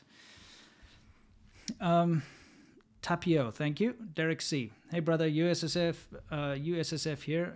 We used to train with a guy named Henk Iverson. Ever heard of him? He was a badass from SA Police. I don't know Henk Iverson. I know the South African Special Forces, a bunch of those guys, and the reason being that my uncle was one of those guys. He doesn't like to talk about it. I don't really, so I'm not going to talk about it. Gabriel Dermachi Filler, was Steve Bantu Biko part of the Mandela crew? Yeah, if I recall correctly. Thank you, the only mister. Thank you. Reality hijacked. Your religion, Winston. Love you, man. Thank you very much. Radius 14144p. Thanks for the stream. You should really do a video and explain the entire situation. Sucks that YouTube would demonetize it, though. Stay awesome. Thanks. Yeah, you know, unfortunately, when you talk about this kind of thing, there's no way that it's going to be monetized, especially with the footage of rioting and looting and stuff. It's just an immediate demon. The insufferable tool. Thank you. 42 Metal Fab. I was wondering, waiting for your take. Any attempt to manage an economy will lead to chaos. Combine it with race baiting and it's just pouring petrol on the fire. Yeah, I agree, mate. I agree. Looking forward to us getting a drink one of these days again. Tim Phipps says, is South Africa at risk of civil war? As an American, I'm scared. Like I said before, I don't think that it's going to be a civil war as such. It's just going to be a good versus evil, chaos versus law-abiding, you know? Tidal Wave says, if you, a South African, don't care about your own country, why should anybody else? Good question. I think that South Africa deserves the same amount of care that any other country deserves, to be honest. So if you're going to pick up a sign to protest things happening in Cuba or things happening in China or things happening in Iraq or things happening anywhere else, you should be able to do the same for things happening in South Africa. Motherfucker says, do you claim to be African on US government forms? I know a South African who marks Caucasian because he's not black and doesn't want confrontation. I haven't thought about that. No, usually when it asks for your nationality, I just put South African. But if you mean like, you know, what's your race or whatever, yeah, obviously I'll put white. They ask you that. It's kind of when you do your health stuff here in California and stuff, they ask you, are you Hispanic or, you know, Asian or white? So I put white because I am. Although I've got a small percentage of African according to that DNA test. I got like a 0.2% or something. Keveling Man, not going to say why SA don't get media attention, but it comes reparative. People in Norway usually say, it's Africa, what do you expect? Yeah, I mean, it does get to that point, right? Where you just, like, Africa's going to be Africa, you know? Iwa Rejmer says, greetings from Poland. During my studies in Australia, many of my lecturers were from South Africa. The stories they told us about the attacks on them and their families in SA were terrible. As a Pole, I know very well what racism is. Yeah. You know, there's a reason why my high school reunion was held in the UK. Okay? Everybody that can leave left, of my generation anyway. Winston, okay, what does this say? Sorry, it's done that little jumping thing again. I'll be with you in a second. There we go. Winston, America is close to its own civil war too. $300 per day per illegal alien, many of which are worse than dangerous. Yeah, I'm gonna say I don't agree. You know, you can call me out for being ignorant or something like that, but I don't think America's close to a civil war. There's just too much of a law-abiding populace at the moment, and the way things work, you know, the police do still work. I understand there's a lot of crap going on, especially with the BLM riots and the various other protests, and people are unhappy about things, you know. I understand there's all of that going on. I do understand why it's happening too. And it's a bunch of spoiled people that just haven't seen worse. And so they're making a massive deal out of something which is important, for sure, but not as important as they think. Anyway. Hey, Hoopsa, solution is bloody. Okay. Reality hijacked. Winston is more American than 90% of Americans. I got to tell you one thing. Like I've said this before, here in America, it's the only place where I'm treated as if I am just a person, you know. Growing up in South Africa, targeted because of the color of my skin, constantly. It's not even a joke. When you talk about racial profiling, it's the opposite in South Africa for, you know, people of my generation anyway. So I would be pulled over by the police all the time because I'm white. It's strange. I know it's like the narrative's the opposite in the USA, where it's like, oh, you get pulled over because you're black. Well, in South Africa, it's the other way around. It's a lot of pissed off people wanting revenge type thing. And then in China, you're just a bloody foreigner all the time. Come to America, it's the only place where people just treat me like a normal human being. And I have a bloody driver's license just like everyone else, which doesn't say foreigner on it anywhere. Anywhere I go, I can do everything that a local person can do, and I'm treated equally. So is my daughter, so is my wife, and it's such a relief. Tommy T20, thank you. Michael Knopfsinger, Winston, I wish I could have seen your live stream 35 years ago while I was being pumped full of it. Essays, then evilness on my college campus. Yeah, look, I mean, that's why it's always something that if you're going to stand up for a cause, you know, you really need to do due diligence and make sure that what you're doing is standing up for what is really right. And if you did stand up against South Africa because you thought you were doing the right thing, there's nothing wrong with that. You know, there's nothing wrong with standing up for what you think is right, and it's commendable, really. And, you know, there was a lot that needed to change in South Africa, and unfortunately, it just changed for the worse at the end for everybody, you know. And you can speak to anybody who's not like a government person who's got kickbacks and stuff, a corrupt person. You speak to anybody, and they're very unhappy with the government in South Africa right now. Jason Sachat, thank you for providing a perspective. Thank you. Festung history. RSA should have split into mono-language cities. I don't know if that would work. They did try it a bit. The Afrikaners tried the Oranje Stad, or Oranje, I think it is, yeah. Don't think that's going to work out. Koala123, prayers for your family and friends in South Africa. Thank you. Mr. Scarab 007, I wish everyone could just listen to you and hear your points, and I feel like if they listened, the world would be a better place. Thank you. Honestly, that's just something that I really hope. The bottom of my heart, I hope. I know it's hopeless, but I hope that people can find compassion and care for each other and let go of the hatred, you know, and stop all the blame games and all the bullshit and just live like they do here, for the most part, in America. Live amongst people of different races and different ethnicities and stuff, and get along and be American and care about the American way of life and have the same principles, more or less. That'd be nice. That'd be super nice. Hidden Porcupine. LMS Tactical is an awesome YouTuber. He's a retired law enforcement officer who helped South Africans get out and live in the US. Sadly, one of the family took advantage of his generosity. That's awful. That's awful. I'll take a look. Nomi Patri, watched you for years. My favorite channel. Stay strong in this age of crisis. Thank you. Specialty Eddie. Winston has too much hair. Grow a beard instead. Yeah, my hair's out. Sorry, I need to go get a haircut. Sias. Is China interested in South Africa? Will they make a move? Yeah, I mean, they already have. China's really deeply invested in South Africa right now. When I look at South Africa today, I see the future of the Western world if we allow the CRT stuff, racial studies, and random accusations of racism to dictate the societal conversation.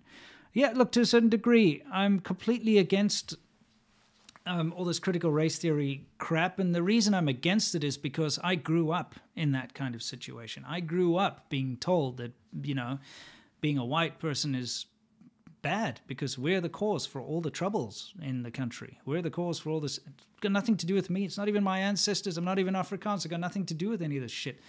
But as a young boy, when you are blamed and, you know, you're taught that it's your fault and your responsibility and you're supposed to be shameful for something that you never did, it just leads to nothing good. And it actually divides people even more. Because before all this shit took hold, you know, just like with my daughter playing with these kids, as a young child, you don't discriminate. You go and make friends with people of all colors and all races because that's human nature. And when you start to get told in your classroom that you must discriminate now because you are being oppressed, so you must feel like you're being oppressed. You are an oppressor, so you must feel guilty for what you did. It does nothing but divide people more. It's not healthy. That's all I'm saying. It's garbage. I had a long conversation with someone who tried to convince me that it's a good thing. And just from my own experience, I can tell you right now, it's not a good thing. Especially in a country like America. You're all Americans, all right? You all work together. You all help each other. Don't divide yourselves more. Taking a great country and you're turning it into something worse. Root user says, Trump 2024. Right, mate, yeah. Well, I mean, I'm not an American, so I don't get to vote on the politics, you know. JR says, love your stories. You and Lao Wai are mentioned on more and more other podcasts and shows. Keep up the good work. Thank you. From the Fog. Can you go on Rekata Law? He been talking about South Africa recently, and I think your wealth of wisdom, great to hear from it as a long-form show. I don't know who that is, but thank you for the suggestion. John Coxford, do you believe the world has sold its soul to China, all in for the almighty dollar, and now finds it hard to cut them off? Yes, I do. Ragan Bankin, thoughts on Asian Americans? Well, my thoughts on Asian Americans is that the ones I've met are Americans, you know? It's my neighbor's Vietnamese. I've got an Indonesian neighbor down the road, have Chinese neighbors too. And, you know, I speak to them, like the one guy's in the military, and he's a great guy, drives a really flashy, awesome car. So we talk about cars all the time. When I see him, I just think he's American, you know? That's the way I feel about all people in America, is that they're Americans. Sure, you can say people are African-American, Asian-American, but whatever. I just see them as Americans, you know? Could call myself, if I ever became American, I would call myself African-American, just to piss people off, because it'd be true. Let's see, virtual IR. What do you feel would be the most needed reforms or actions South Africa could implement that would benefit everyone the most? 100% get rid of the ANC. Rollsec, have your wives' perspectives on the US improved or worsened over time as you've lived here? Do they still struggle with looking on it, China from an outsider's perspective? You know, I don't really like to speak on behalf of my wife because I like her to just say her own opinions, but she definitely, from what she's told me, is, you know, it has improved a lot. There's a lot of fear-mongering, and especially within Chinese social media, they love to send out all this stuff about how bad things are in America and how terrible it is and how dangerous it is and things like that. And having lived here and firsthand experienced it, she now sees through all of that. And she was quite concerned in the beginning. Her parents specifically were very concerned because all you read in the Chinese news is how dangerous how dangerous the USA is. But her parents came to visit us here and they stayed here for like 103 days because that's when COVID broke out, and that was not fun because you don't ever expect your parents-in-law to come for a visit and get stuck with you for 103 days in a tiny apartment. Anyway, after their stay here, they changed their mind and they realized that it was safe. And so they told her, they told me that they were glad that they got stuck here for so long because it changed their minds. And now they know that their daughter and granddaughter are safe. And it was a positive thing. Let's see. Afrolala, thank you. Bugger Off says, but it wasn't real socialism / communism. How many attempts at this utopian stupidity do you need before you realize it's never going to work? I don't know, man. Like, the world's just dumb. I guess they don't learn from history, right? The insufferable tool. My best friend's wife and family are from South Africa. They're all doctors, etc. They gave up everything and left, rebuilt in another country. And yes, I don't think people realize how difficult that is to just leave your country and go somewhere else. I mean, lots of people go on little holidays or gap years or something, but imagine you have to leave everything you know, all the people you know, everything you've worked for, all of your possessions and everything, and you have to just up and leave and go and try and start fresh in another country. It's incredibly difficult, especially if you're later on in life. So it's a tough thing. Sardonic Poet. I resent people who are offended by honesty because without honesty, ignorance controls the freedom to think. That's a very good thing to say. Jonathan Thorpe says, sad to see my birth country turn out this way, but I will never be able to return. Yeah. John Blair. Love all the work you do, Winston. Stay safe. You are inspirational beyond words. Thank you. I appreciate that. Thank you, Jorge Rodriguez and Martin Larson. Thank you. And Lek mich in Arsch again says, the ANC borrowed $60 billion from the CCP when Winnie the Pooh visited South Africa in 2015. There's definitely a subtle cooperation there. It's not just subtle. It's out there. They've got like Chinese police coming and training the police there and stuff. It's all sorts of nonsense. Dennis Estrada, thank you.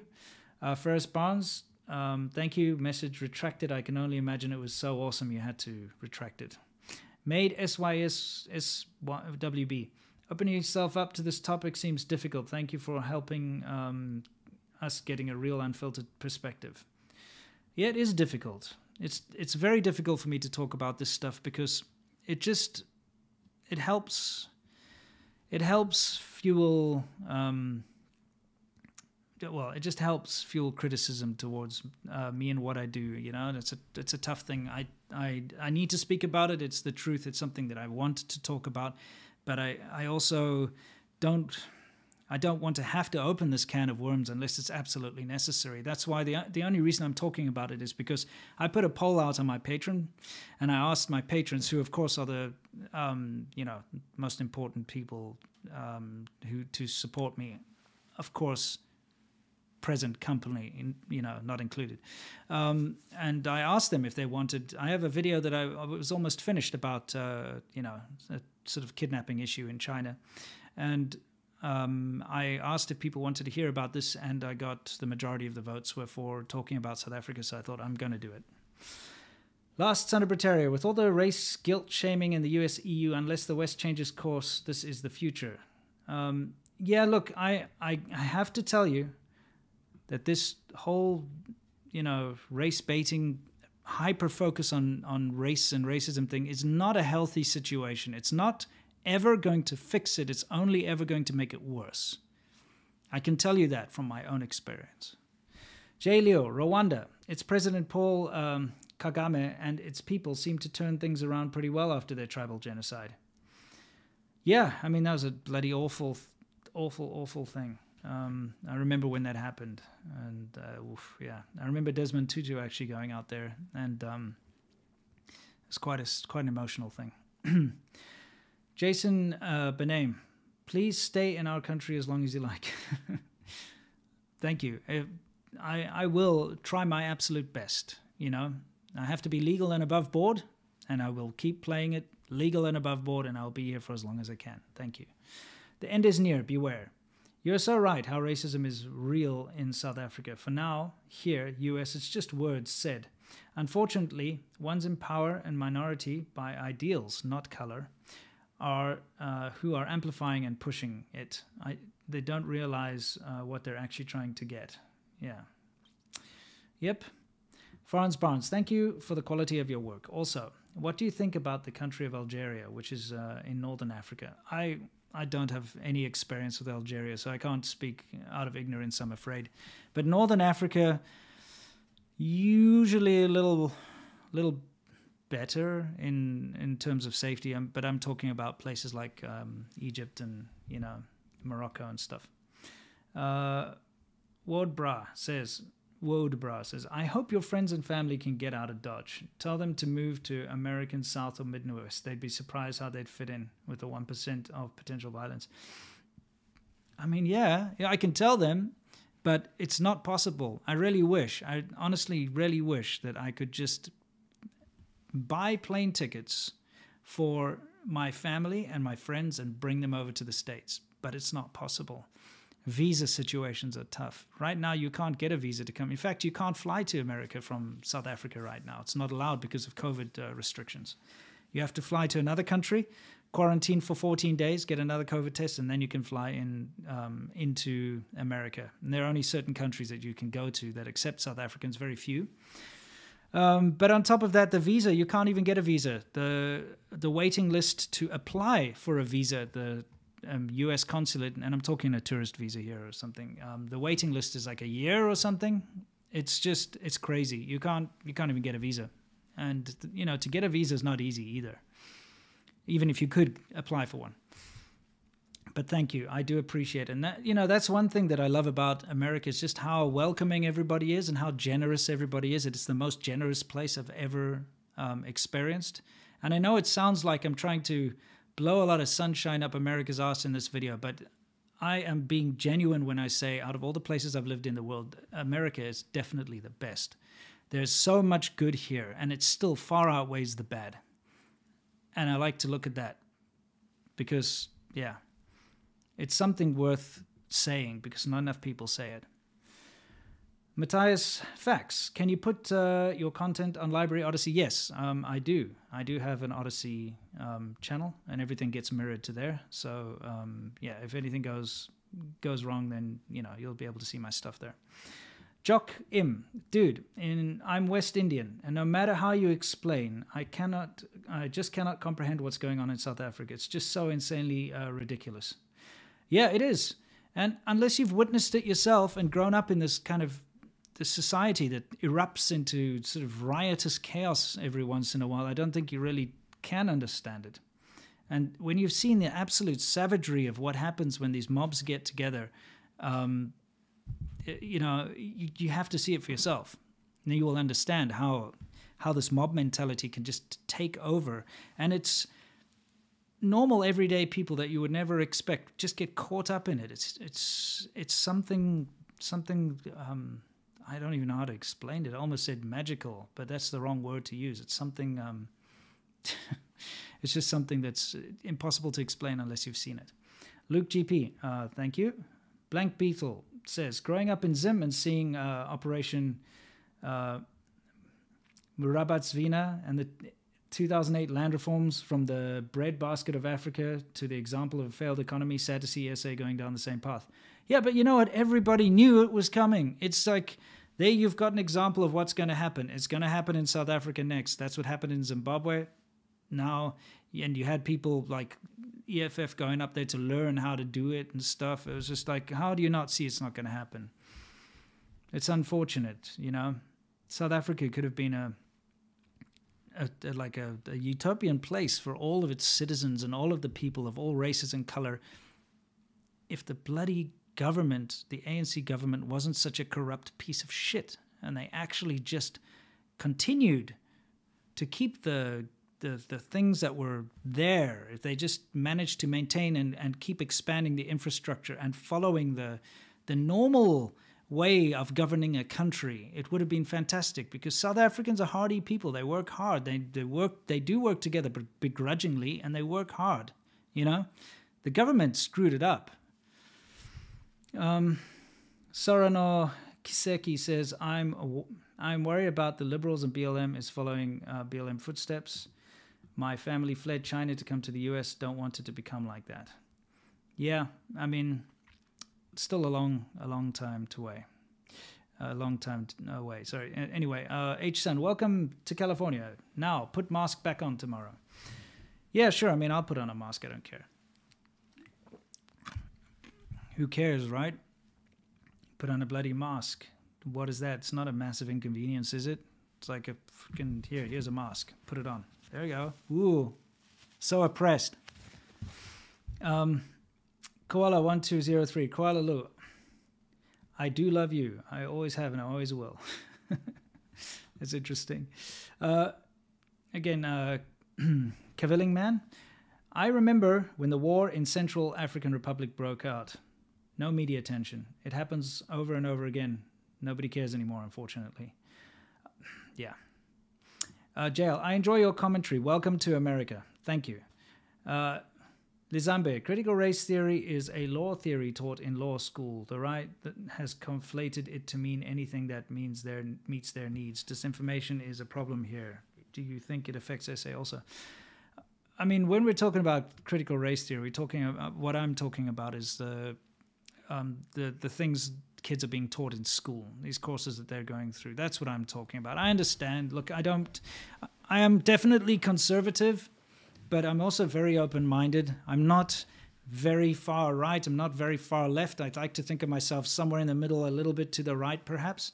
And of course, I don't buy into the hype and all the extra nonsense. I'm just saying from my own personal experience growing up in this kind of situation where race was such a big thing and was something everybody focused on.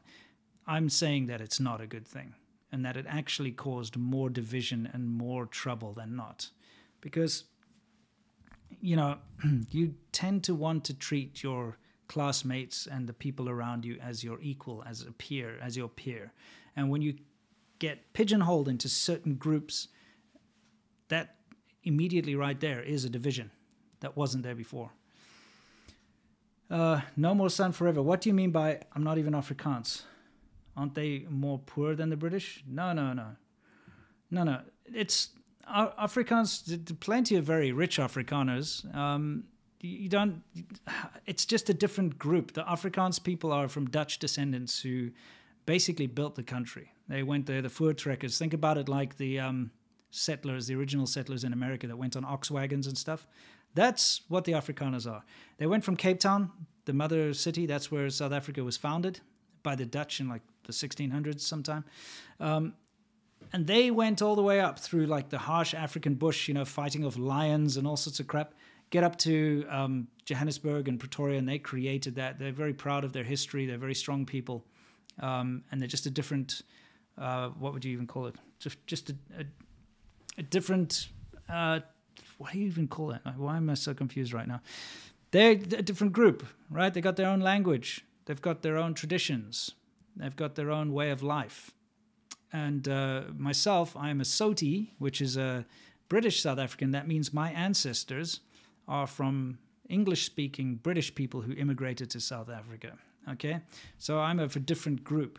I do speak Afrikaans. I had to learn it in school, but I'm not Afrikaans. So I guess it's like any other different group of people, you know? It's like a German is not the same as an Italian, you know? So an Afrikaner is not the same as a Soti. Just live in the same country. Okay, Soranokseki says, the liberals are the ones creating racism. People aren't born racist. Racism is taught. Yeah, I mean, specifically the kind of racism we're talking about is taught. There is a certain biological side of discrimination. They did a study. It's based on tribes, you know, not wanting to catch diseases or some such crap. I can't remember about it, but yes, I agree with you. Racism is made into something very big where it shouldn't be. Tommy T20, what do you think of the troubles in Northern Ireland compared to South Africa? You mean like what? You mean like the IRA and stuff, like a few bombings and things? I can't speak on that. I'm too ignorant on the topic, I'm afraid. Sheldon Cox, how do you feel about second-generation Americans, and how do you feel about their views on America? I find that the majority of people that are kind of new immigrants to America, second generation, that type, are actually very, very proud of being American, and they're also very happy to be American because, you know, they really realize that what they're part of is something special. There's a reason that their ancestors moved here. There's a reason that people moved to America, and that's because it's a good place to move to. Yu Liang, you already are American. It's a mindset and a culture.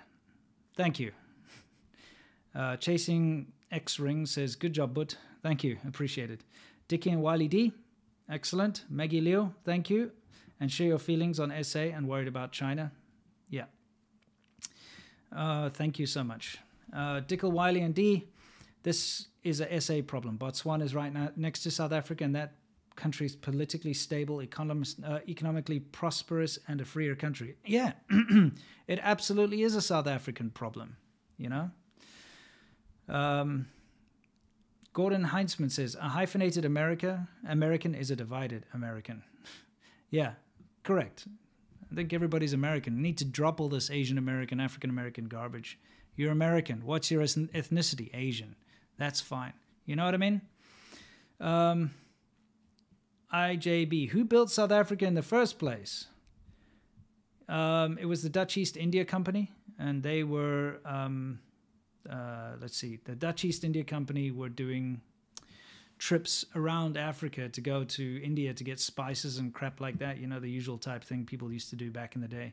And everybody used to die of scurvy and things along the way because you need fresh fruits and vegetables, otherwise you get scurvy apparently. So they stopped in Cape Town and kind of made it into a stop-off post, right? Where people could get fresh fruit and, you know, that kind of thing. Sailors could go ashore and do what sailors do. And so it grew from there, really. So it was the Dutch. Before that, it was, you know, inhabited by nomadic Khoisan people, the Hottentots, as they're called. They're still inhabited. You know, they're nomadic, kind of tribal, nomadic guys that run around the desert. If you've watched The Gods Must Be Crazy, those guys. Joe Farnell, updates on Worthless Whips, was really enjoying it. Yes, more is coming. Don't you worry about it. Sorry about the respite, but you'll see something in a week or two max. HT, Peace from Japan. Thank you. Eye of Saturn, read chapter 11 of Mein Kampf. I don't own that book, so it's not going to be possible. I feel like if I were to go and buy Mein Kampf and put it in my house or something, that would probably give the wrong message to people out there. You know what I mean? Big ticks. Just finished a 7-day road trip across North Mexico, Arizona, Utah, and Colorado mountains, canyons, craters, and mesas. Oh my, yes, I tell you what, it's a beautiful country. I've driven, you know, cross country twice here in America. I can't wait to do it again. As soon as my Trans Am is done, I'm doing it. Dieter Ski, what did you miss? Last year's Summer of Love, or were you busy trying not to step in the crap there in Canada? What did you miss last year? I don't understand that. That doesn't make sense to me, I'm afraid. Eye of Saturn, we need a Fourth Reich for Aryans only. No, we don't. Tide Wales, just saw a clip on Twitter of SA. At first I thought it was a garbage dump, but then it panned and it was a traffic intersection. Utterly unbelievable. Yeah, I mean, it's crazy. It's just utter destruction. Lewis Porter, any thoughts on the Broederbond? No, not really. You know, I've got to say, I had, and still, well, I have some good Afrikaans friends. I had Afrikaans friends growing up. But there's a weird kind of a situation in South Africa where, you know, there's a lot of, like I said, different tribes and everything like that. And the Afrikaners don't always see eye to eye with us Sotis and vice versa. And I got to say that they're a very special kind of a people. And there's a lot of strength there, I got to tell you that much. And I don't think you will find a tougher group of people in the entire world than the Afrikaans. And I've got some Afrikaans blood in me too. I'm not 100%, you know, British. So on my father's side, there's some Afrikaans blood there. And I got to tell you something, man. Tough people. I don't know what they're up to right now. There's all sorts of funny things going on. I haven't been keeping track, so I can't speak, like I said, out of ignorance. I'd rather do a little bit of research. Eye of Saturn. See Dr. William Sockley's debate about dysgenics. Okay, I'll try to look it up. Ron Martin, when are you going on Tim Pool show? I don't know. C-Milk deals with all that kind of thing. David Pay. Your daughter could run for president to point that out how great America is. Yeah, I mean, isn't that just fantastic? That my daughter has the opportunity to run for president if she wanted to. I mean, it's pretty cool. Pale Dot. Sorry, but previous white generations and Islamists are a source of most of the world's problems. Native Americans were massacred and live in like second-class citizens in their own country. No political blah, blah, blah rep in their country. Dude, you know, are you a previous generation? Are you living 100 years ago, 200 years ago? I don't think so. We live now, okay? Moan about the past all you want. I've got plenty to moan about the past, where I'm from. So do you, so does everyone. It doesn't help. We live here now. Let's talk about now. Let's work together now. Let's build a better future together now, all right?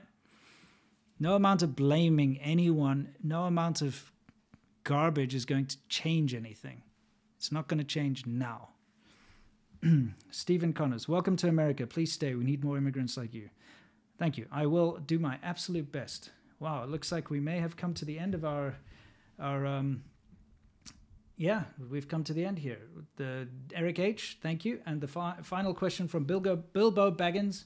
Welcome to the US. Hope you stay and become a citizen. Thank you so much. I really love this encouragement because ultimately that would be my goal. Ross Wolf, I can tell this is a very emotional topic for you. I'm sending you a virtual hug. Use the super chat to buy your daughter an ice cream or something.